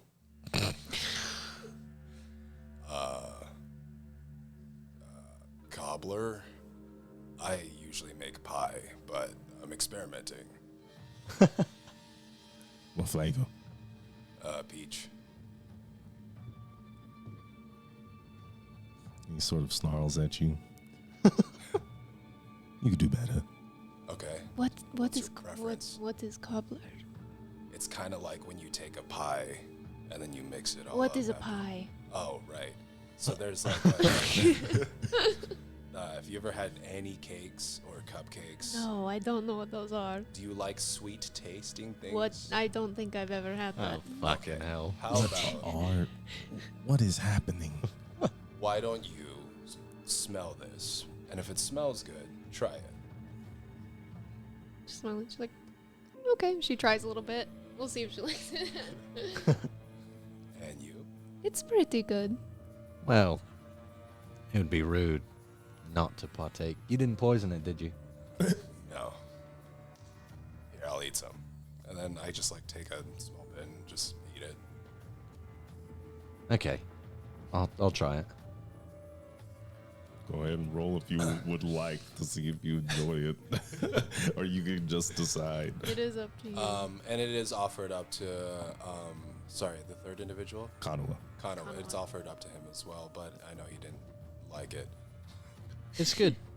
Kanawa snatches it. I'll be the judge of that, mate. And he takes like a big ass bite. Just He starts munching it, and he's just like, "It's good enough."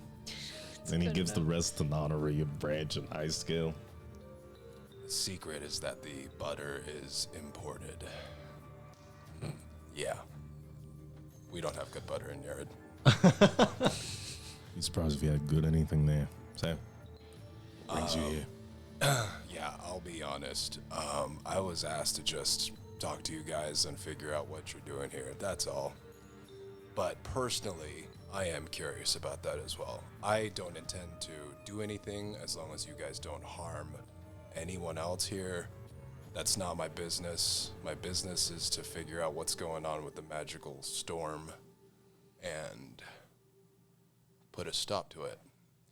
But as far as politics go, I don't share a lot of the views of my compatriots, if that means anything to you. So you don't hate me for being a magic user? No, you just smell different. I sniff Kane. Kane also sniffs himself. Fuck. Yeah, I don't hate magic users. In my experience, in my missions, and in my lifetime, I haven't seen magic be used for anything but harm. I've seen the way it distorts people. I've seen the way it burns people in a way that you can't heal except with magic. But healing magic is not something I've seen. Seems like everyone's interested in hurting. And plus, my partner, Kane, maybe. he doesn't take well to magic. He gets really sick when he's around it. So, don't hate magic users. Just not a big fan of magic itself. Well, to each their own, I suppose. You really haven't seen any magic that heals? I've only seen magic that hurts. Well, She cuts herself, heals it. And you see immediately as she does, like a gash is formed on her arm, and as she puts her hands there, a opalescent light starts to form, and as she releases, her wound is just fine, like it was never there. However, Narissa, She said, I forgot. yeah, go ahead and roll. For sure. Go ahead and roll. We all die. wish, wish, wish, wish, wish. 93. Damn it. Still high. It's pretty up there. Yeah. Yeah, it is. Good to know. Oh, God. Those are my least favorite Yeah, ones. for sure. Well, I'll say this. It feels warm and smells sweet. So, thanks for showing me that. Maybe if you get hurt out there, I can cast a little healing spell on you. You know? Before you try that,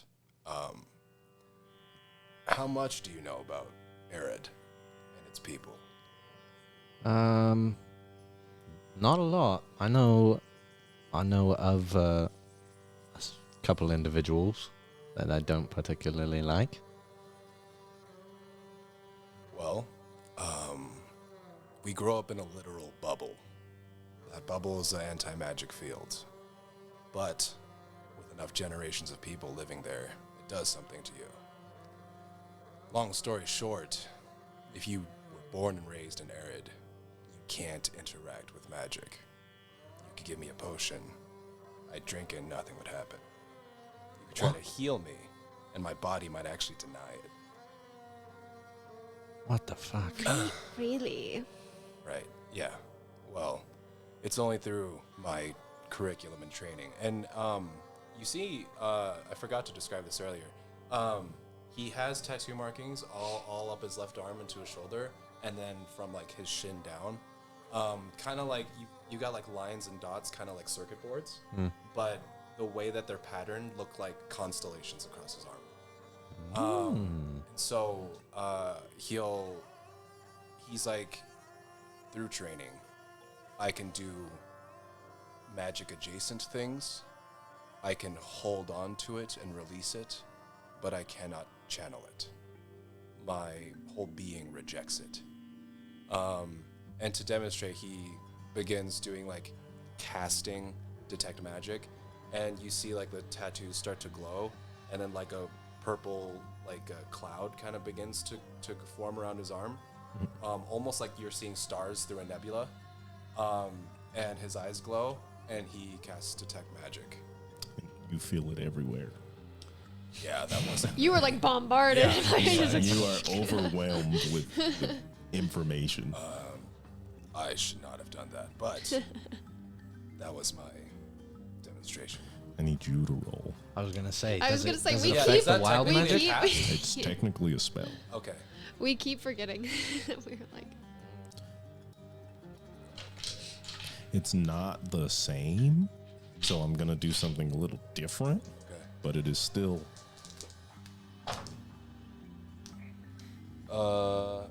83. 83. good to know. great. Love that. I always love that. The good to knows. Well, back to business. Just here to do my job.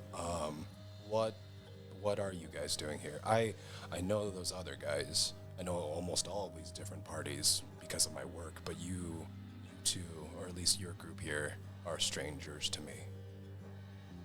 We are here to investigate the magical storm for our friend Nonary here. He's paid us to come here so he can study it on behalf of the Molyneux Academy.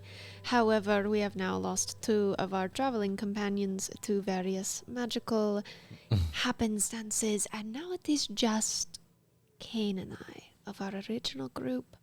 And Nonary speaks up. And as unfortunate as that is, I will say it has provided valuable data to the Academy, which I will be putting in my thesis here soon.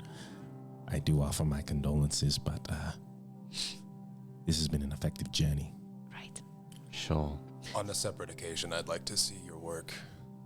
Indeed. I may not look like it, but I actually do like to read. Well, anyone who is learned is welcome in my circle. Thanks. So same deal for you. You're just paid, so you're here. Yep. Typically why I do most things. Birds of a feather. I am also just paid, and that's why I'm here. Well, I have other reasons, but Can you roll a general persuasion check for me, please? yes. I'm pretty sure that's my ass one. I'm just kidding. I got a +2 to it. Okay. Hell yeah, that's a solid 8. For sure. And you kind of look around and you're trying to gauge where Kanawa is coming from, and they just sort of stare at you like looking down upon you, not just because they're huge, they're roughly 6'8", but just because they don't appreciate your presence here. Well, soup's on. I'll be back in my tent if you need anything. Is that why you're parked so close? You want first dibs? Yeah. I'm a hungry guy. Okay. But also, I like people watching. Okay. Well, you seem nicer than most, Erin. I will say this. In front of my compatriots, I may feel obligated to act similarly to them. No. However, only if absolutely necessary. I made a promise to someone to stay safe, so I have to do that. Just wanted to communicate that to you. Promises only mean something if they're kept. All right, well, you know, that kind of goes against everything I am as a person. You know, I'm really upfront with who I am and never change. So I don't like that. But I suppose we do what we must to survive. Appreciate it. Have a good evening. I will be by my tent if you want to talk. Great. Thanks, Phil. And he steps away. Let's go ahead and we have just the one watch. Right. Yeah. Fuck. Is there anything you're trying to do before watch starts? Maybe I'll practice with the bow again. Okay, awesome. Go ahead and take some shots, my guy. I'll give you 2. 2. I'm looking for someone to practice with because I can't fucking like do any athletics on my own. Is Are you there practicing? anyone you have in mind? I'll just start working out and then I'll like keep an eye out and see if anyone looks interested in joining. A 14 and a 21. Looks good.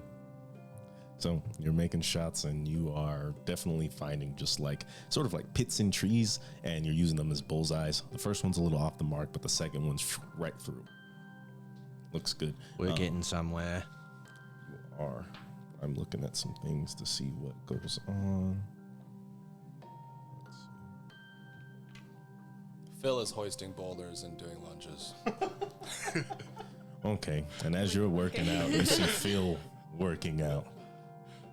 I'm like, I need you to roll, both of you to roll athletics. okay. I just walk over. I'm like, I cannot. It is for some reason the most annoying thing in the whole entire world. I cannot focus on working out unless I have a partner. I don't know if that's just because of how I grew up, but do you mind if I join you? Yeah, feel free. Here's a boulder. For sure. I'll give you advantage. Do you have? Huh? I have athletics, yeah. I'll give you advantage. Okay. Bro, those were bullshit. That was a 13. Oof. Ooh, 18. 18. You're definitely like burning a sweat. You're making some progress here. Narissa, you are still so distracted by life. Like you're making progress, but you're not working as hard as you would like. Yeah. Just spotting you. Yeah. Making sure your form's tight. Thanks. Anything else? Not unless I catch anything from the other parties that aren't there. Are you holding? Go ahead. Well, your passive perception is 18. Yeah.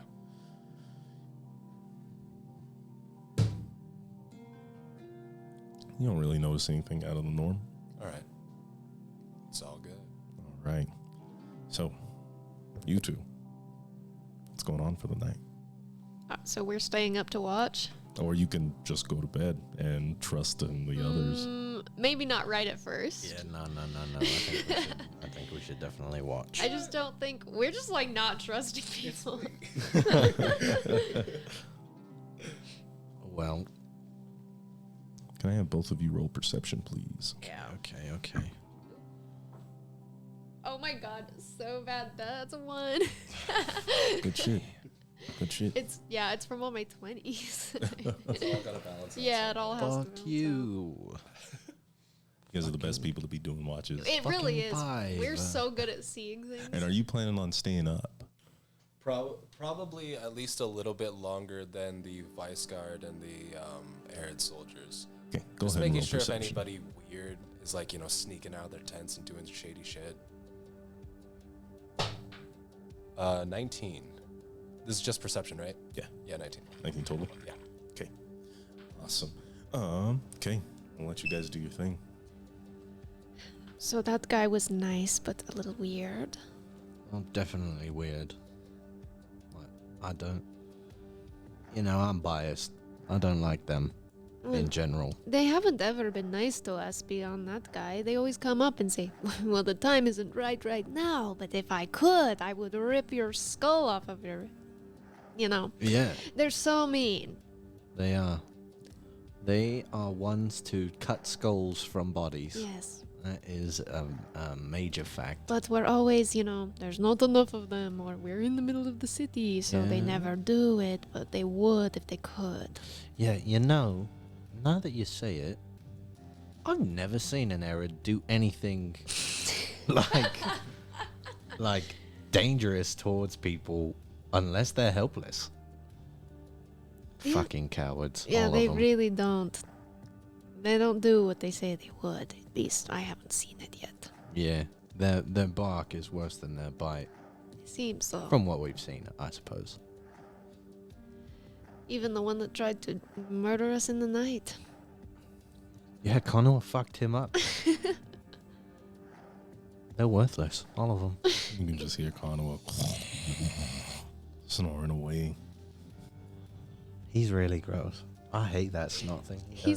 I can't believe that he does this.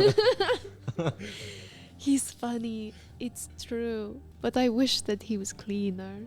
Yeah, I've definitely grown to like him more than I thought I would. He really hurt my feelings the first time I talked to him, but Yeah, he's okay now. it was fucked up. Yeah, it was. He's just brash, I have a few of those. bold and brash. Just like everyone else, apparently. Yeah. Well, are we going to find... Do you really, truly think we're going to find Erced? And Kanao and... Well, I do think that we'll find Kanao. I mean, hopefully. She's at least here, but I have no idea where we're going to find Isid. They just fucking disappeared. I suppose that's just something we have to deal with. If there's nothing we can do, then there's nothing we can do, but it's still... It hurts having your party cut in half in an instant. half of all the friends I've ever had gone. Yeah, such is the life of an adventurer, I'm sorry to say. Wouldn't know. This is the only adventuring I've ever done. Yeah. You never went on any, excursions in where you're from? Well, I was born. I was trained. I turned 8. They sent Isahu and I out into the jungle. We lived together alone until I was 13 or 14. We came back after having slain enough dinosaurs and lived on our own for long enough that they began to train us again in the camp with our pitmaster. Training to eventually fight the rest of the children that had managed to live through that trial, so that when we all killed each other and there was one left, they got to join the guard. Oh my god. That sounds terrible. I suppose when I think back on it, in comparison to all the things that are happening now, it feels terrible. But in the moment, it was just what I had to do. It was life for you. It was my lot. I was born strong. I was required to be strong. Stronger than everyone else, but Isahu was better than me. But was he, though? He was stronger. But you're alive. Yeah, no thanks to him. So do you want to kill this Isahu still? I think that I am angry at him.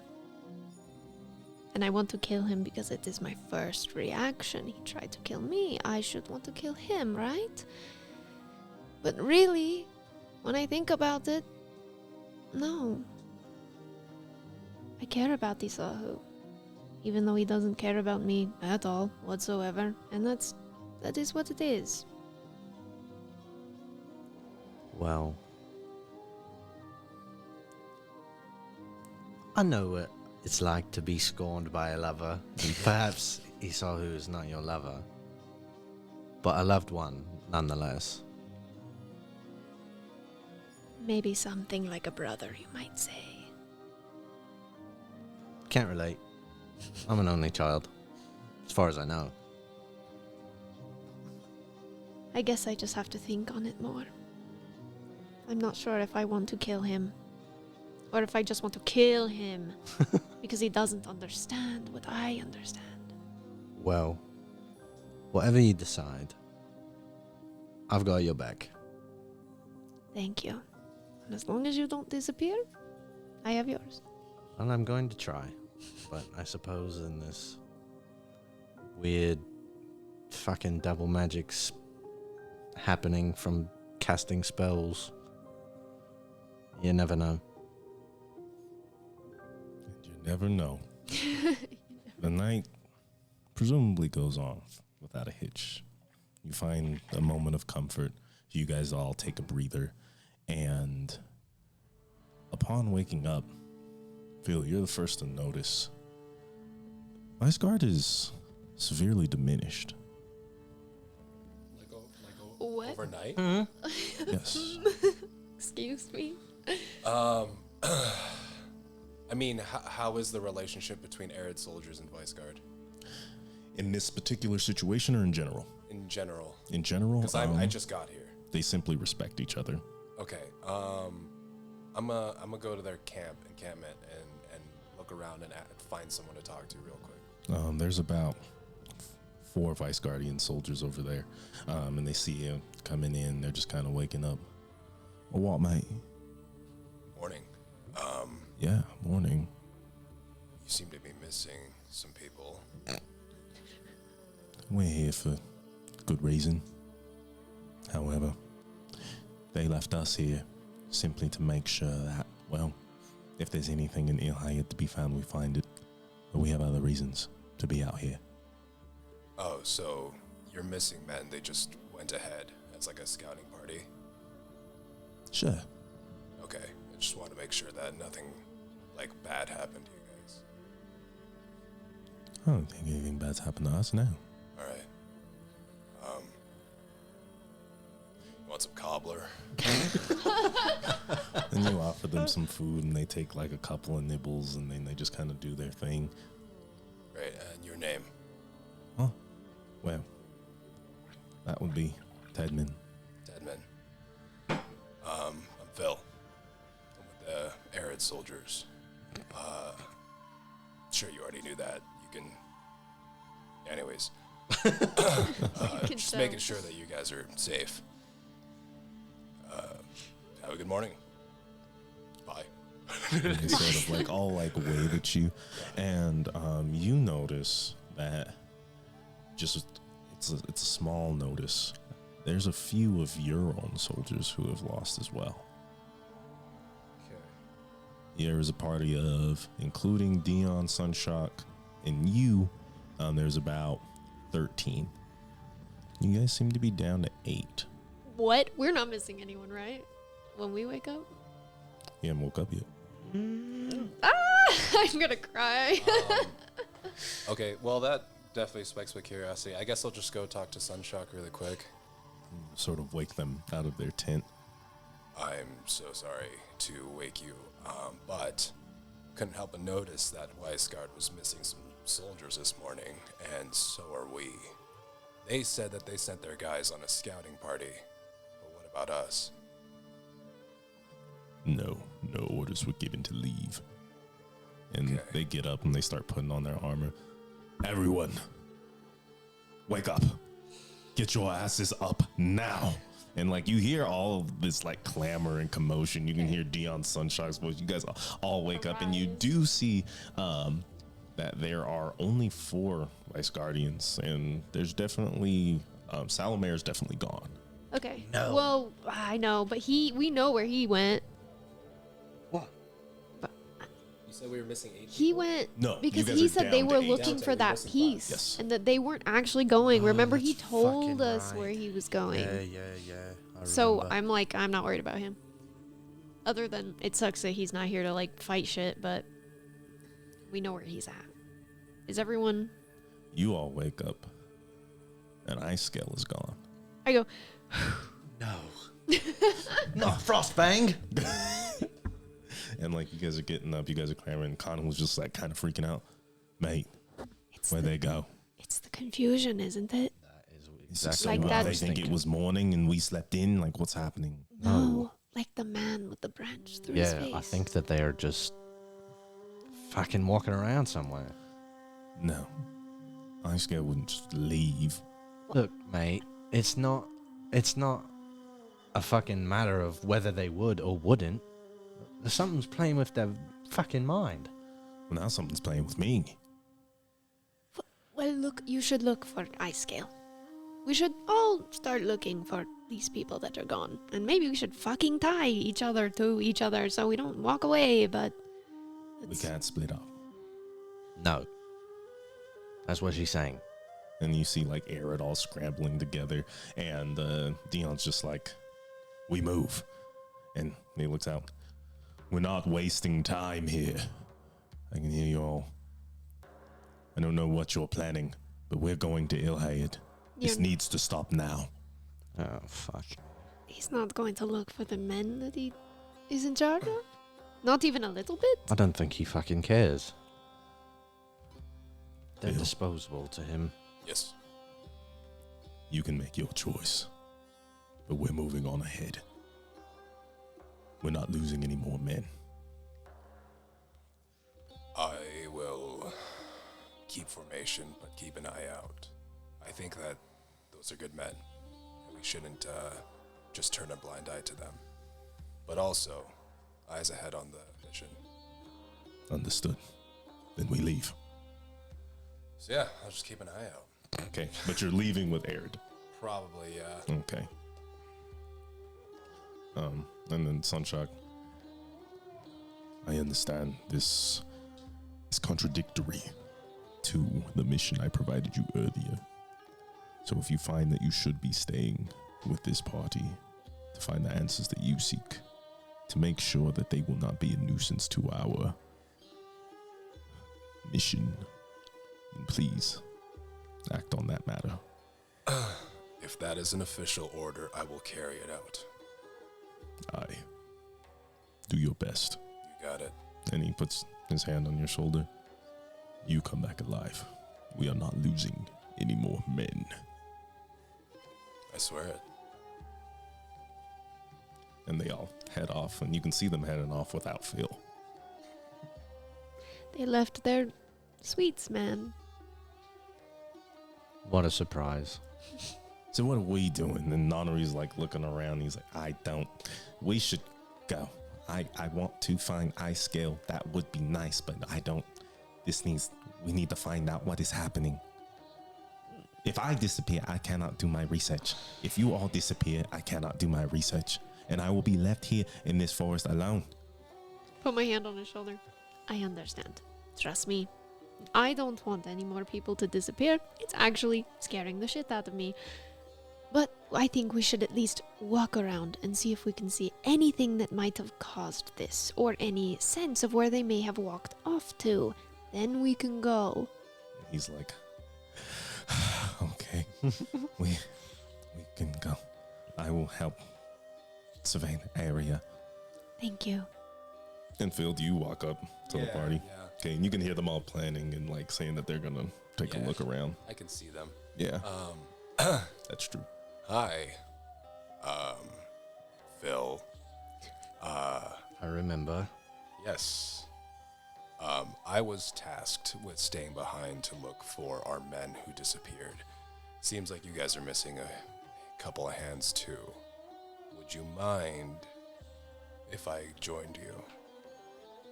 Suppose more eyes wouldn't hurt. Don't think we ever said our names. I'm Narissa, by the way. Nice to meet you. I'm Kane. Nice to meet you. Begrudgingly. And Kanawa looks up. Kanawa, and this is Branch. And the lizard folk waves. And Nanari kind of raises his hand. Again, I am Nanari. Hello, everyone. Let's find our friends. And as you guys start looking, you can see that the Vice Guard soldiers are all like around you. And they're just like, can we help at all? You sent your soldiers out on purpose, right? Yes. They didn't get up and walk away? No. Well, I mean, they got up Well- and walked. Not just without reason. No, Salome leads them. Well, we're missing a couple of people, and I don't think they walked away on purpose. So we're just casing the area before we leave. Okay. So then we will stay with you all. Maybe we can scout ahead if Yeah. that would help you. It would. Okay. Then let's go. And you can see that they look a little shook. As they should. So go ahead and roll survival or investigation. Are you looking for these men? Are you looking for tracks? Are you looking for what could have caused this? Oh, God. I rolled a 22 for survival, natural 20. Okay. Again, because it's either 20 or 1. So I guess I'll just be... I think she's most concerned with the direction and where these people would have walked off to. Okay. 25 total 25 total. investigation. And are you just looking for the same thing? Yeah, just looking for either hints or traces or magical footprints of just people that or anything to Yeah. find my dudes. Okay. I got an 8. You got an 8. Okay. Kane's flying blind. He's, but like, he's staying yo, like pretty Dude, close. these trees fuck Kane up. He's staying pretty close to the area because he doesn't want to get dismantled. You are, or I guess like disarray. You or Narissa are kind of surveying Weiss Guard's area, and you kind of go back and forth between Arids, and you're seeing a lot of footprints. You obviously see where Weiss Guard has got up, and one thing you notice is that Ice Scale, their footprints, or some sort of lizard-like footprints, you can only presume to be Ice Scale, went along with them as they head towards the northwest of the Redolent Wood. Okay. And Phil, you're kind of surveying around Arid, and like you see where there's some confusion in the footsteps. Then they start to sort of coalesce. They start to find a heading. And you find yourself straying further and further away from the party until you realize that there's something else that is following these footsteps. It looks like a bunch of small holes about... You realize there's some correlation when you realize they're about 10 feet apart, but they're all moving in pairs until they finally seem to overtake what you presume to be your men. You see a scuffle of footprints and a large track pushing towards the east of these small pockmarks. There's so many of them, and they're about 3 inches in diameter.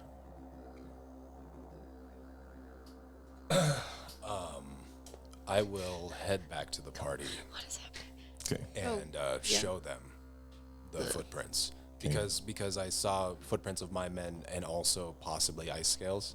No, she saw. I she saw- found ice scales. Okay, You I found saw your my men.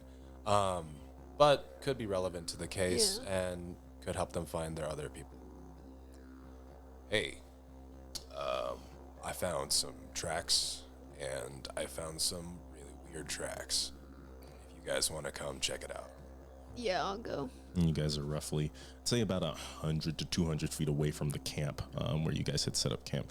And you start to see these weird pock marks all trailing, and they're taking up, not only are they like about 10 feet apart, but they seem to trail from inside the forest and make a strong beeline towards the east after he shows you this weird kerfuffle, like where something seemed to have, there's something extreme happened. Did the tracks just appear out of nowhere, or did they come from somewhere? No, they're definitely coming from the forest. Okay. And they're weird round?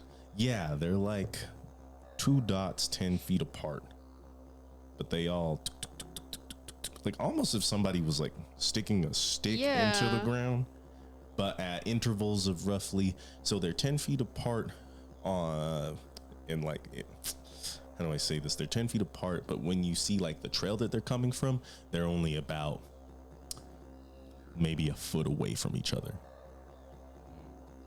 I honestly Right. don't know what this could be. I really don't.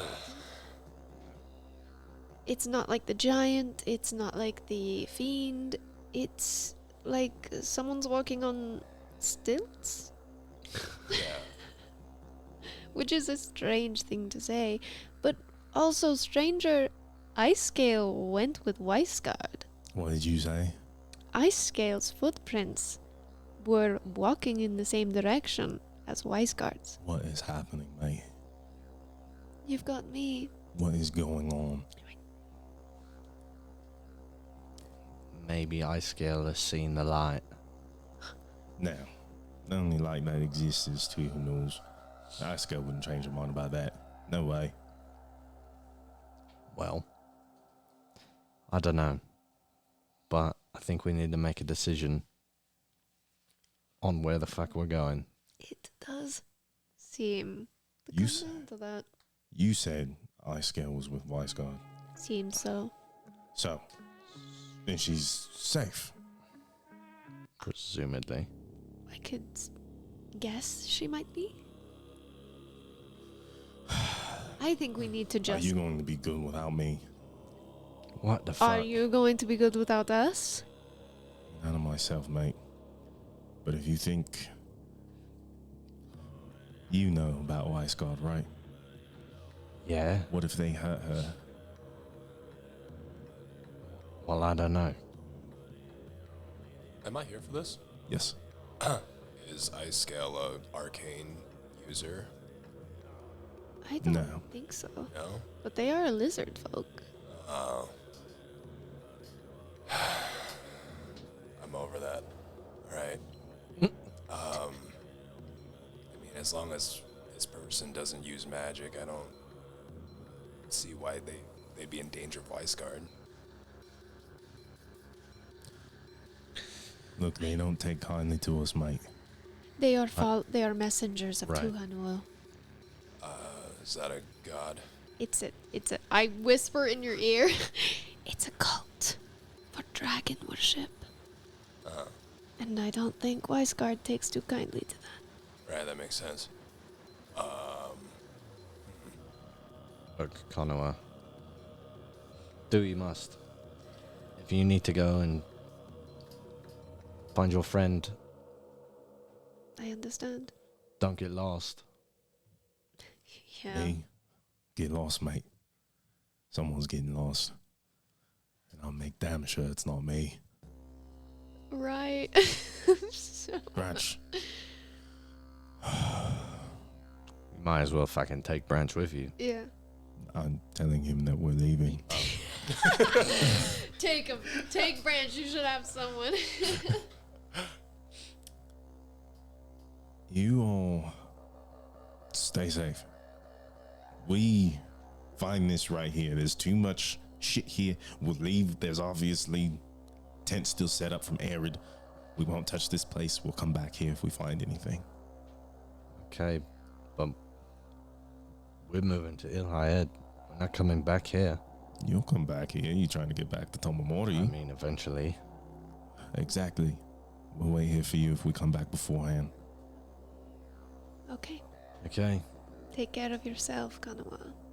You know your commune needs you.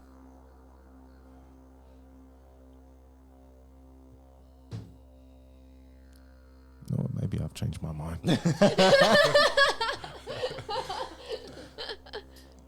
I'm coming with you, mates. Let's go. Really? Just like that. Look, I trust Icecale. If she runs into any trouble, she'll get away. Okay. But I am here for Ilhaid. Yeah. This is why we're here. And he looks at Branch, and Branch kind of gives him an eye like, it's okay. So, I'm coming with you. Those tracks that I found, you said that after like the scuffle, they start heading back towards the east, which Yes. is where Ilhayat is. Yes. Then we should just go. It seems everything is heading in that direction for the most part. Yeah. The Arid guys, they're gonna be charging straight towards Ilhayat, but if you guys want to take a little bit of a slower pace just to keep an eye out, I'm not opposed. But if you want to also just make a beeline straight there. How long would it take us to go slower? I don't want to spend another night. Not like in You guys the can shit. get there in the same day and allow them to have a decent lead. I mean, just with this conversation. Yeah, then we can do that. Yeah. All right. Okay. So you guys are headed up. The Vice Guardians are. Can we come with you? Let's go. Then they branch in. So you guys are heading through Ilhaid, and you guys keep seeing these weird pockmark tracks until they veer wildly off into the forest. Do you follow or do you stick east? I think we gotta make it to Ilhayed. My vote's in my head. I think we have to keep going. I don't know Okay. what it could be, and there's really not, like, I don't know. Okay. What say you, Phil? Yeah, I'm not a fan of walking into dens of strange creatures. Ilhayat sounds good. I don't know what's making these footprints, but these aren't footprints, and I don't like that. Good instinct. I have no clue what this could be. Okay. And as time goes on, you finally find a clearing within the forest. And ahead of you, you see the obviously ruined remains of what looked to be once a great city. Let me take this song off. I don't like this song. Of what looks to be a great city. You see these very stark white walls, all lined with what looks to be gold that is sort of decaying and falling off over time.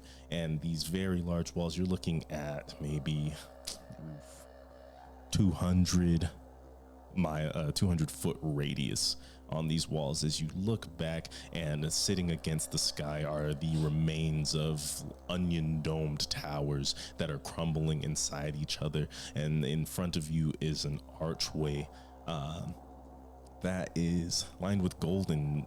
On each side, you see two golden statues of what look to be dragonborn. One with spines that come out like a traditional dragon flaying out into the back and high. The other with smoother looking motifs, just kind of going in almost like a newt, as they stand there with two staves. Newt. And in this archway is simply crumbled with rocks. There's no way to get in, presumably, that you can see. We They- could climb over it. These walls are roughly 60 feet high. Yeah, that's pretty fucking high. So we have to walk around until we find a way in? Guess so. Do we see like the magical storm get stronger or like more apparent? So above Ilhaid, you can see where the clouds sort of start to coalesce. And upon looking closely, you can almost swear you see a stream of magic diving into the kingdom itself. Great. Can we see Arid's finest footprints? Or their rhino mount footprints? They didn't take the mounts. Okay. You do see footprints. Okay. They've all kind of gone around, and you start to see more of those pock marks in the area. Great. And as you start to follow these footprints around the corner, you are met with a very strange sight. It looks like those, what do you call those stones? You see them on trails, they all stack up. They're usually like grave markers. Oh yeah, I don't know what they're called. Okay, you know what I'm talking about. You see 4 of those that start to bend towards each other and connect to a much larger rock that is floating off the ground. And these 4 stone pillars act like legs as it starts to walk around. What? I really want to touch it.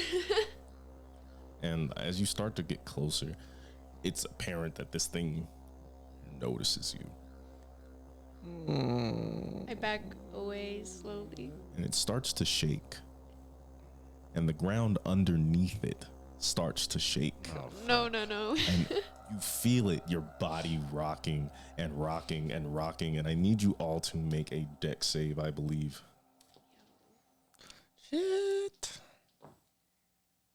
That was a natural 20 and a 1, so it's a natural 20. Okay. Literally, my 2 forms of existing. Wait, is it a disadvantage? No, I get advantage because of my barbarian stuff. Yeah, danger sense. Yep. Makes sense. Must be nice. This is a magical thing that's happening. Yes. Sick. Better. 14. 17. 17. Okay, everything looks good. You guys are kind of shaking back and forth, and this creature explodes as these rocks go flying everywhere. You all duck and find yourself some solid footing. You're not knocked down, but you see a crumble of the walls around you, just rocks falling. This wall is dilapidating. As you guys all start to run, I need you to make another dex save to get out of the way of these falling rocks. No advantage because this is not magical. Okay. Rocks fall, everyone dies. Everyone dies. I grab onto my best friends, Kane and Nonnery. 11. That was a 9 and a 6. What is happening? 10. 25. 25. Let me see. Okay. You're like rushing, and you turn around and you see Narissa and Phil are both like caught off guard by these rocks falling from the wall, and Kanawa is trying to grab them, but you instead grab Kanawa and he grabs Branch and you pull them out of the way as the rocks topple on top of you. I need you guys both to take 11 damage. Yo. Oh, yeah. Hey, we're the ones to take it, probably. I mean, yeah. It's true. It's true.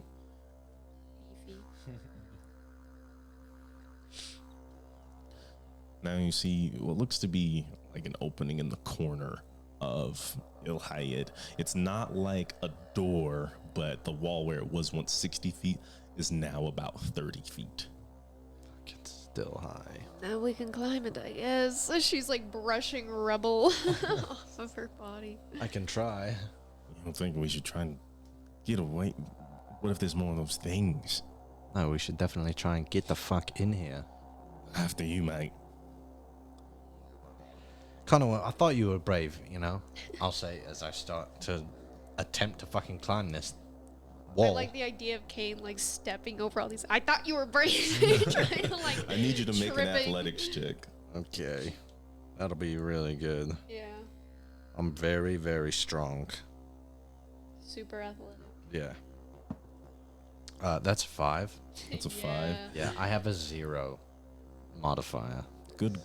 So And you're climbing, but you're not finding any, like, you keep taking the step and you're like, no, not there. You keep taking the step, you're like, no, not there. You can't find any handles. And Phil, you're just kind of watching him climb. And then you look at kind of like the walls and you're like, oh no, like these rocks are unsteady. And the rock at the top of the wall starts to move. And and you look around, and you start to see more of these like stone creatures kind of stepping out of the forest, and some of them are literally like coming out of the stone in the wall, and they're just kind of doing their thing, traipsing around. And you're like, these are pretty small. You're looking at them, they take about, they're about 2-3 feet tall, about 4 feet wide, nothing special. The rock that's moving up near Kane is a lot bigger. And it presses out from behind the wall, and you start to see that this is not stone, but it is bone. A skull of a serpent seems to reveal itself from behind the wall, and empty eye sockets begin to trace their eyes down on top of Kane. You can see now that its body is finally revealing itself from the wall. It's an empty rib cage scaling down and down and down, going down, and it hisses. Kane, you look up and you see a giant snake skull right above you. I need you all to roll initiative. Oh, shit. Ooh, run. Ooh, run. We're fighting a bone naga? You don't know that. Yo, that From was Hades? great. No, I don't. 19. Yours actually was good. Oh, hell Ooh, yeah. sick. Ooh. Someone starts shredding. I didn't know violins could make this noise. It's just And so we're going to start with... What's up? 17. And Phil, you said 18? Yes. I'm going to go for Konoha and Branch. And Rissa. 6. Good stuff. it's always bad.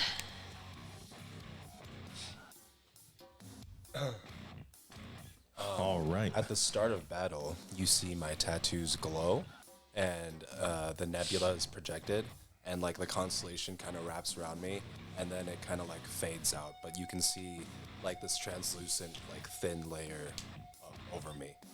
Nice. Awesome. And we are going to, let's place ourselves. Open this up for you guys.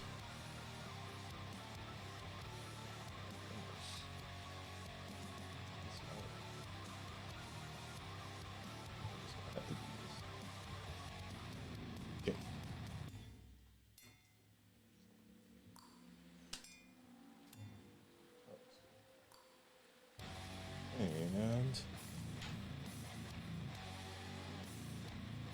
And then you have a mini. Yeah. Just use this guy. Nice.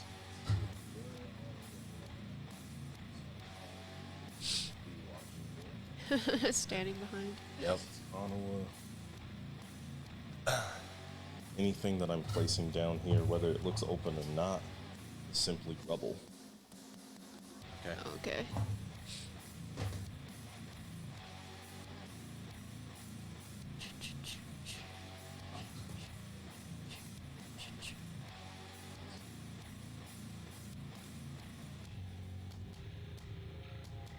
Ah. The bone naga. And just for severity's sake. All right. Oh, and we got to put down Konoha. So Konoha is going to go first. Dang. Let's go, Konoha. Show him something. Konoha knows what's going on. He is going to rush up to this creature. Did we get canceled? There we go. Okay, and he's gonna make a quick roll here as he rushes and he brandishes his great club, and you can just hear him yelling. He's screaming as he brings himself closer to this thing. And he swings, and like all of this Naga's like ribs close together, and catch on his great club. He rips them out as some of the bone shards starts to break, and they hiss, and it turns its attention away from you, Kane, as it starts to focus on Kanua as Kanua takes another swing. And again, he swings, and it's about to reach this creature's rib cage as it lurches backwards and begins to strike. Next up, we have Phil. What's going on? Oh, and before you do anything, Kanua running past you. He runs 5, 10, 15, 20 feet past you through all of you. And one of those stone creatures is sort of next to you guys. And it freaks out, and you can see it trembling. I need you all to make a dex save. They're like mines. Yeah. 19. 11 again. 16. That was with advantage? Oh, with advantage? Oh, yeah.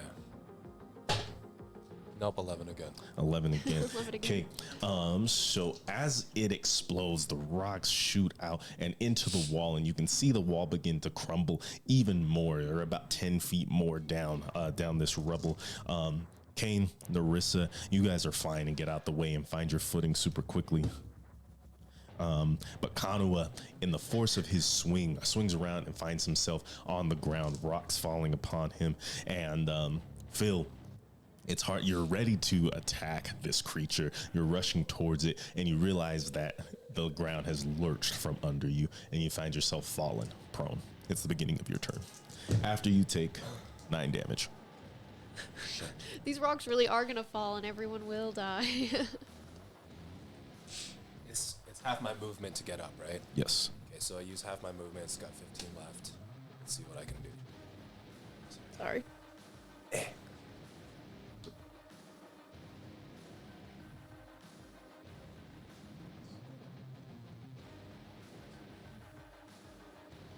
Okay. 2 swings with a great axe.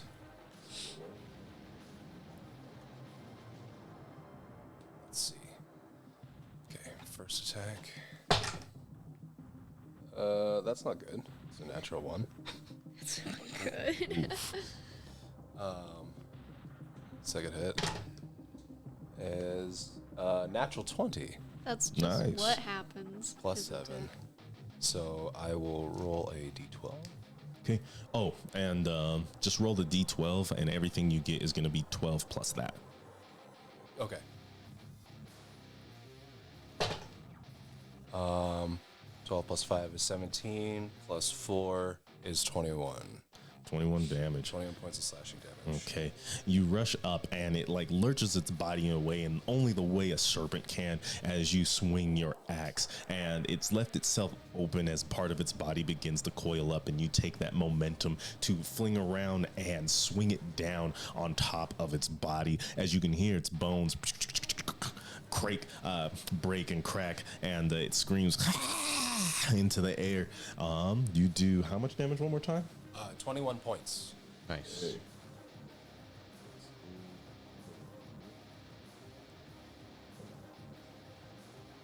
Kane, do you have anything else to do with your turn, Phil?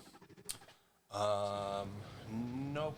Just a bunch of, well, yeah, nope, I'm good. Okay, awesome. Kane, it's your turn. Okay. Fuck. I'm gonna cast Mirror Image. Okay, awesome. How do you cast? How do you want to cast this? I think I'll just snap. And as I snap, dust will come off, and the dust will transform into 2 other versions of me. 3. Oh, yes, 3. Yes. I was counting myself as the third. Oh, good. 3 other versions of me. Okay, so you guys all see as Kane does this, and 3 more Kanes appear out of the area. I need you to roll a D100, please. You got it. Of course. Of course. What spell level is that? First level. I think that's a second Oh, level it is spell. a second level, my bad. Oh, okay. Well then. I don't think you want to replace what you have now. Or 74. have you taken damage? No, it was just, I was going to Arcane Shield it. So you've already activated your Arcane Shield at the beginning of your turn with 10. If you use your reaction, it will override your 10. Oh, I got 10 from the beginning? Yes. 73, not 74. 73. Let's see. 1, 2, 3, 4, 5, 6, 7, 8. Great. Cool and sick. 1, 2, 3. Okay. And I'm gonna roll this again. Oh God. Okay. And Kanawa, as you cast this, Kanawa's gonna fucking die. that dust kicks up and it starts to spark against each other until it flies in the air, arcing in a wild stream of lightning between Kanawa and Narissa. I need you guys both to make deck saves. So many deck saves Oh, all of the time. And it goes, it's a whole line, and you also exist within that line, Kane, as the strike of lightning becomes taut. I need you to make a deck save Deck as well. save. Yes. 14. Okay. 22. Right, let me roll for Kanawa.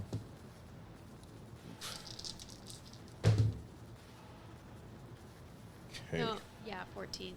14? Yeah, 14. Positive? Yes. Okay. Awesome.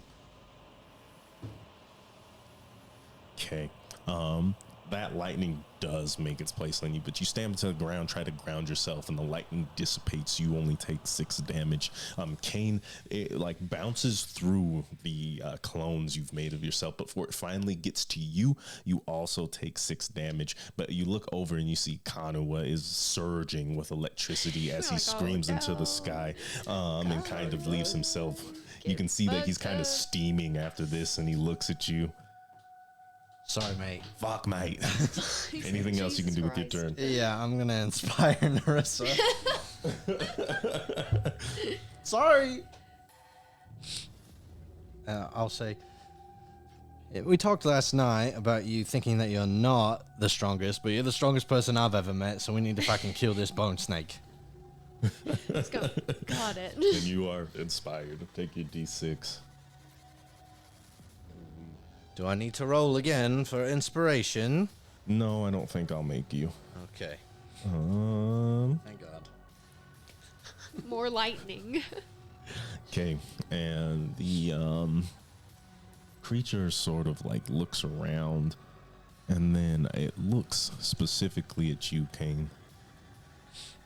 You are a nuisance. And as it screams that, I need you You? to make What a in the wisdom save, I believe.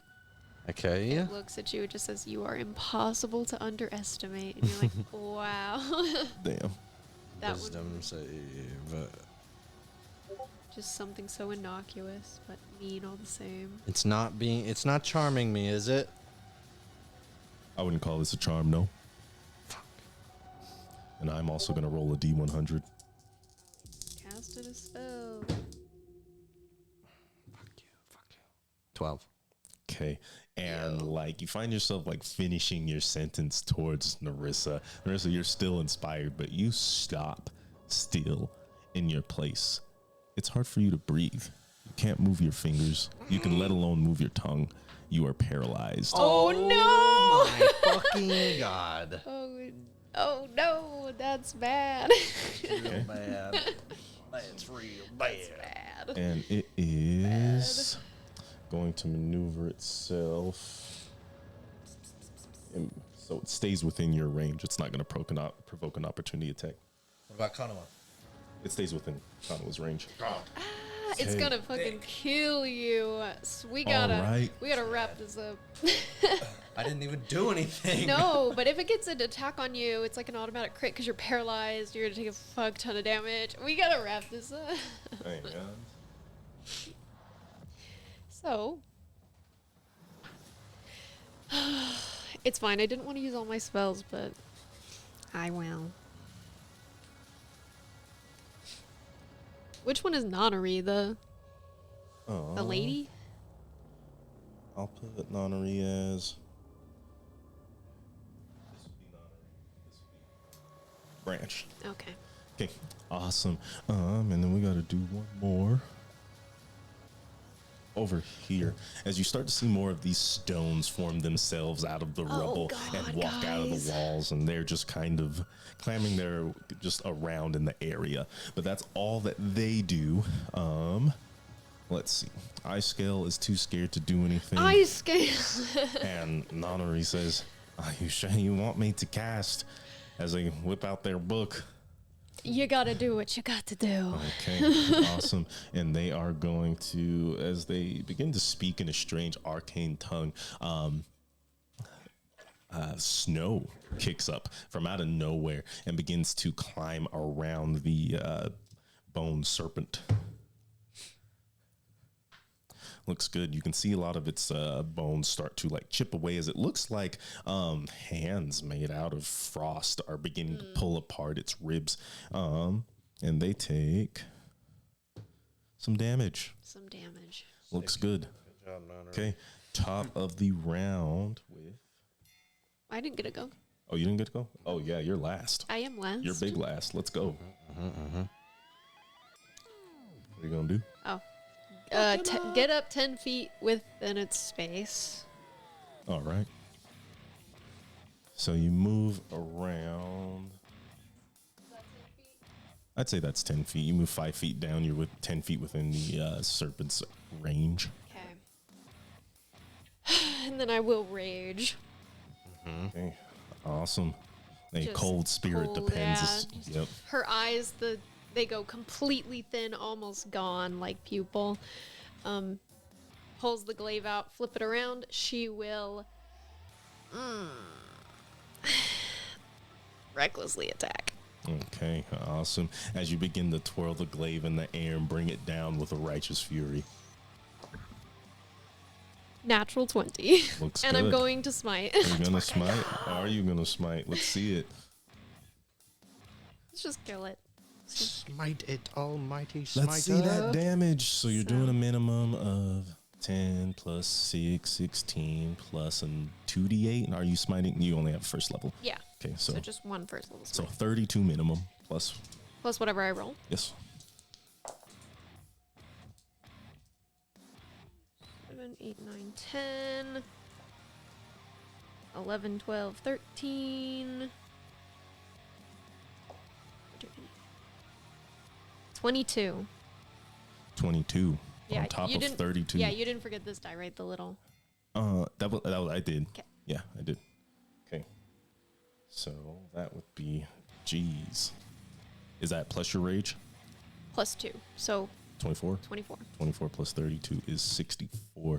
Oh God. And you bring this Righteous blade fury. down, and it really is, as you see a beam of light fly into the sky and then come right back down like a bolt of lightning as it begins to engulf this creature in holy light, and it screams. First thing it's gonna do, make a concentration check.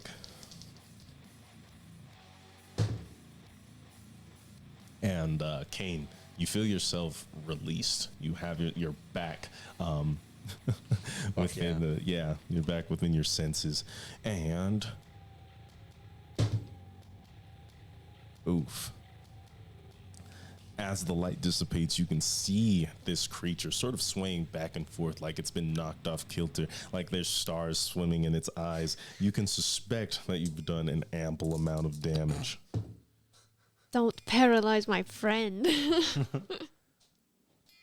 Okay, awesome. But it sort of like shakes itself out of that stupor and looks at you. You are the worst of the two. And as all this is happening, you look down and realize you've moved within the vicinity of one of those rock creatures. Oh, yeah, I did. I need Kane. Let's see. Who was that? I think that's Ice Scale. Nanari and Narissa all to make a dex save. Thank God I'm not paralyzed anymore. Yeah, you would have auto-filled. 15. 21. 21. Okay. You guys are all good, as the shaking kind of stops, but you were ready and prepared for it. You see Icescale is kind of like down on the ground, picking himself back up. He's taking a little bit of damage. And Narissa, you notice under you is a crumbling rock. And you can see down, and there's the beginnings of a hole. There's a hole under us? There's the beginnings of a hole forming. And this one's gonna bounce. I'll just point to it and hope that whoever is next to me will notice that I'm like pointing down to it. Okay. And Kanawa is gonna run over and he's gonna swing on this creature. And as you do, he starts yelling. You can see his eyes are completely just white. Mans is not ready to miss again. For sure. He strikes once. Okay, and he strikes twice, and like the shaking kind of caused this serpent to coil in upon itself, and it's coming back into a striking pose as Kanawa brings down his great club, yelling, screaming right on top of its head. You see it crack, and then he brings it down again, and a whole chunk of the right side of its face just flies off into the distance. It starts to scream, and it lurches into the sky and flies back down into the ground. Oh, guys. And as this is happening, I knew it. I knew I should have took it. let's see. Feather fall? Yep. Well, we're about to fall. Yeah. I didn't take No it. feather. I need, let's see.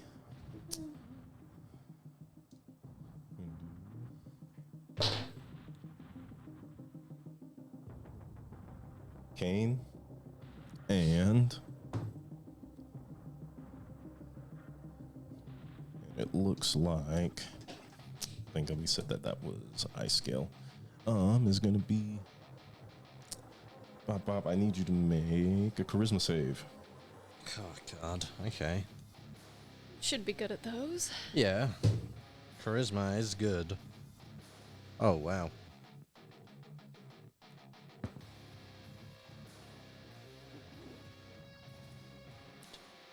$17. 17. Okay. You for some reason you look over and you lock eyes with Icescale. You're like, what is going on? And they look at you and you see like a film of magic start developing around them. And all of a sudden, You mean branch. Branch, you're right. Thank you. Icescale's been gone. Okay, the audience corrects me. That's what we're here for. And all of a sudden you're looking at them, but they're in the middle of all of your clones, and you are in a random space. Oh, God. And at that moment, the serpent collides with the ground, and the ground opens up into a pit and falls out from underneath all of you. I need you all to make a dex save. Bad at these. Yo. Fudge. 18. This seems physical. Yes, it is physical. Then it's 9. Okay, 14. 14. Okay, awesome. God damn it. Yeah, it's fine. Yeah, it's fine. Not bad. As the ground opens up from underneath you, you all are falling. The sky immediately finds itself so far away as darkness clamors around you. The rocks are falling. You can even see a couple of those little creatures falling in, trying their best to like keep up. And you hit the ground and it's wet. Most of you are fine, only taking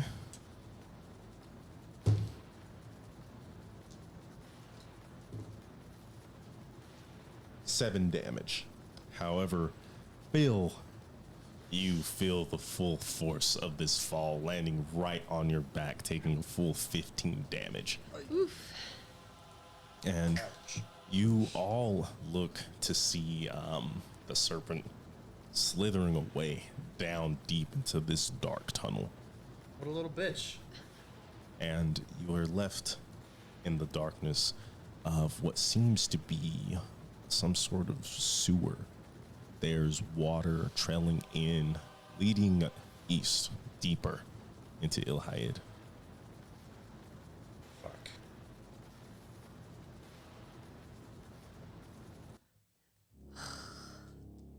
So there's no other enemies nearby. You don't see them.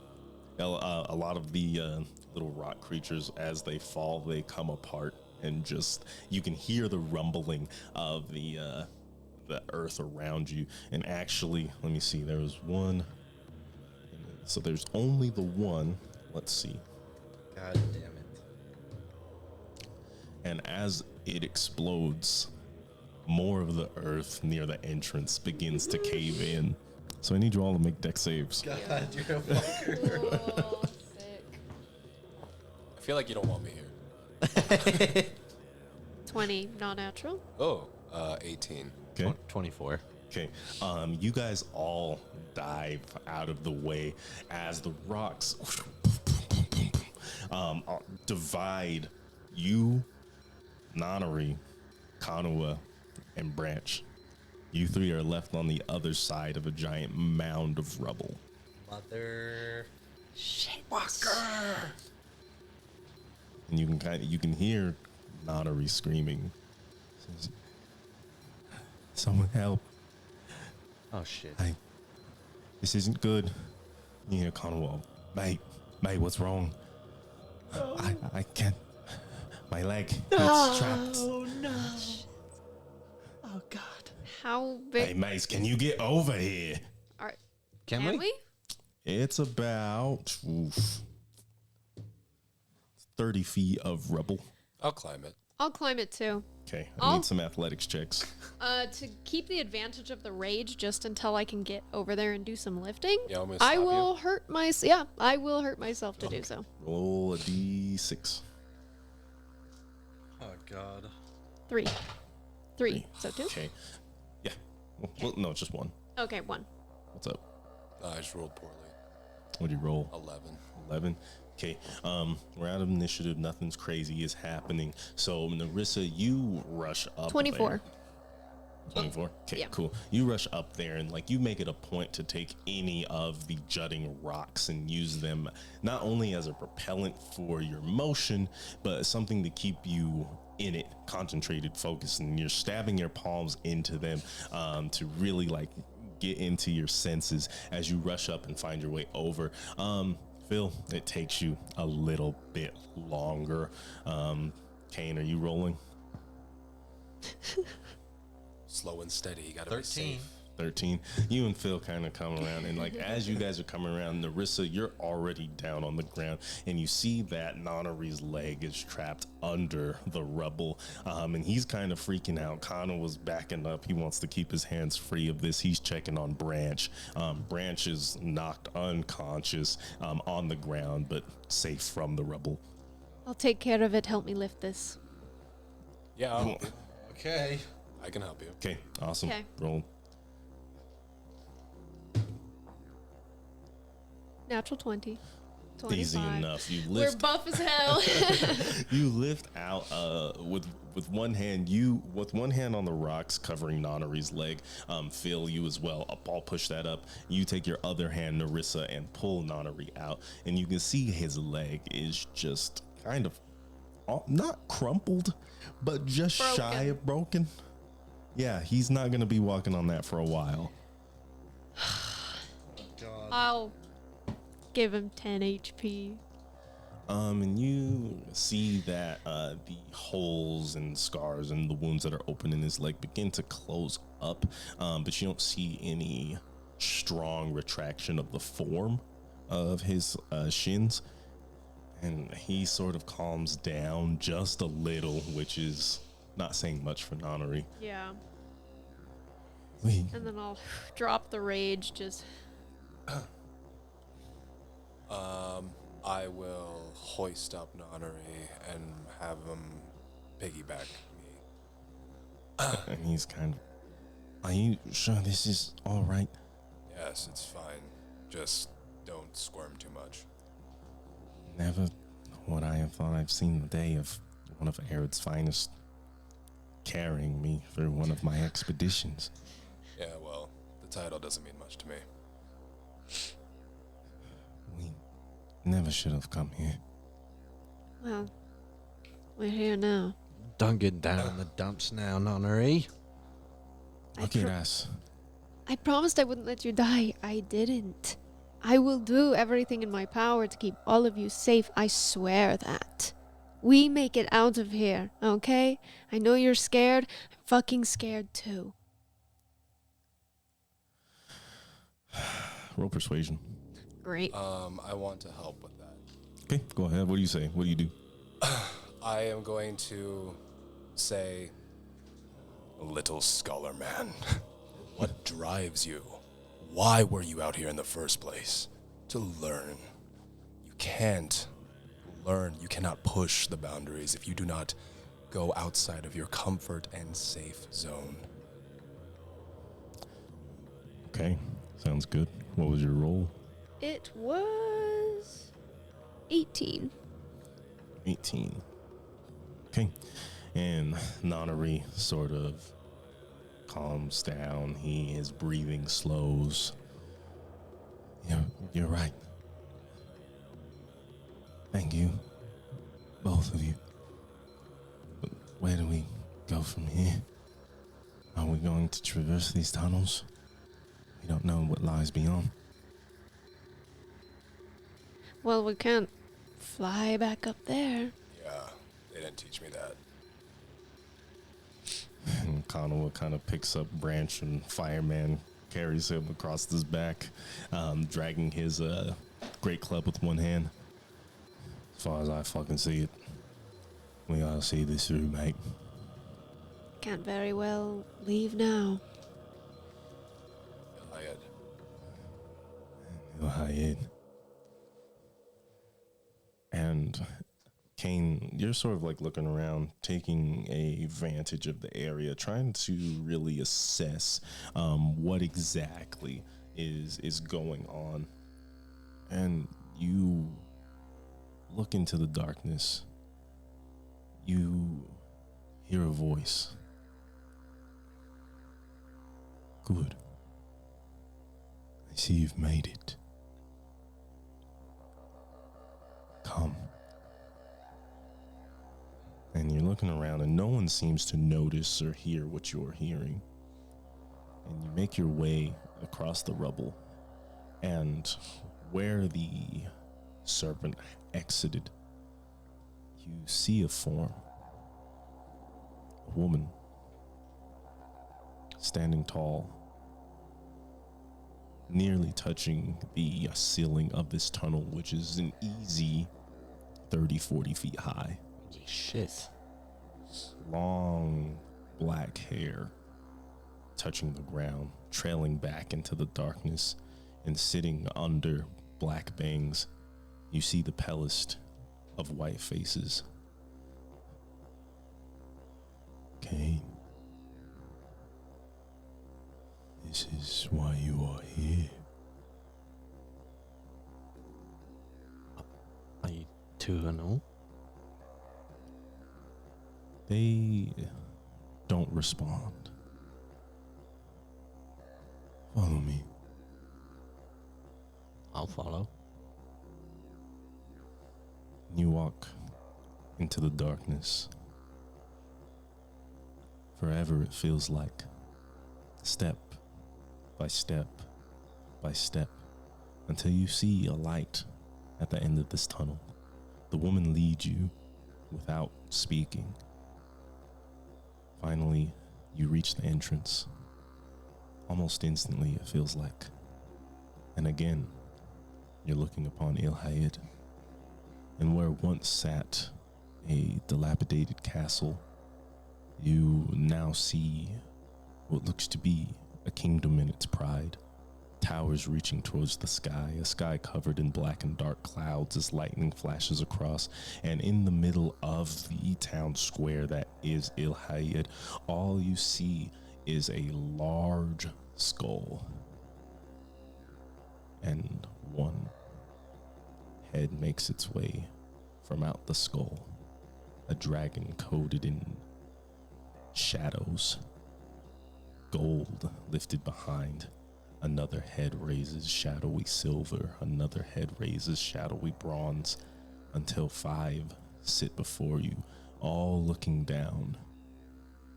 This is why you are here. And that's where we're going to call it today, you Oh guys. my We'll God. see you guys next week. Holy shit. Have yourself a fun day. Again, Mates of Fate is playing tonight at 6:30 p.m. MST. Have yourselves a good night. Do something cool this weekend, and we will see you on the 30th. Bye-bye.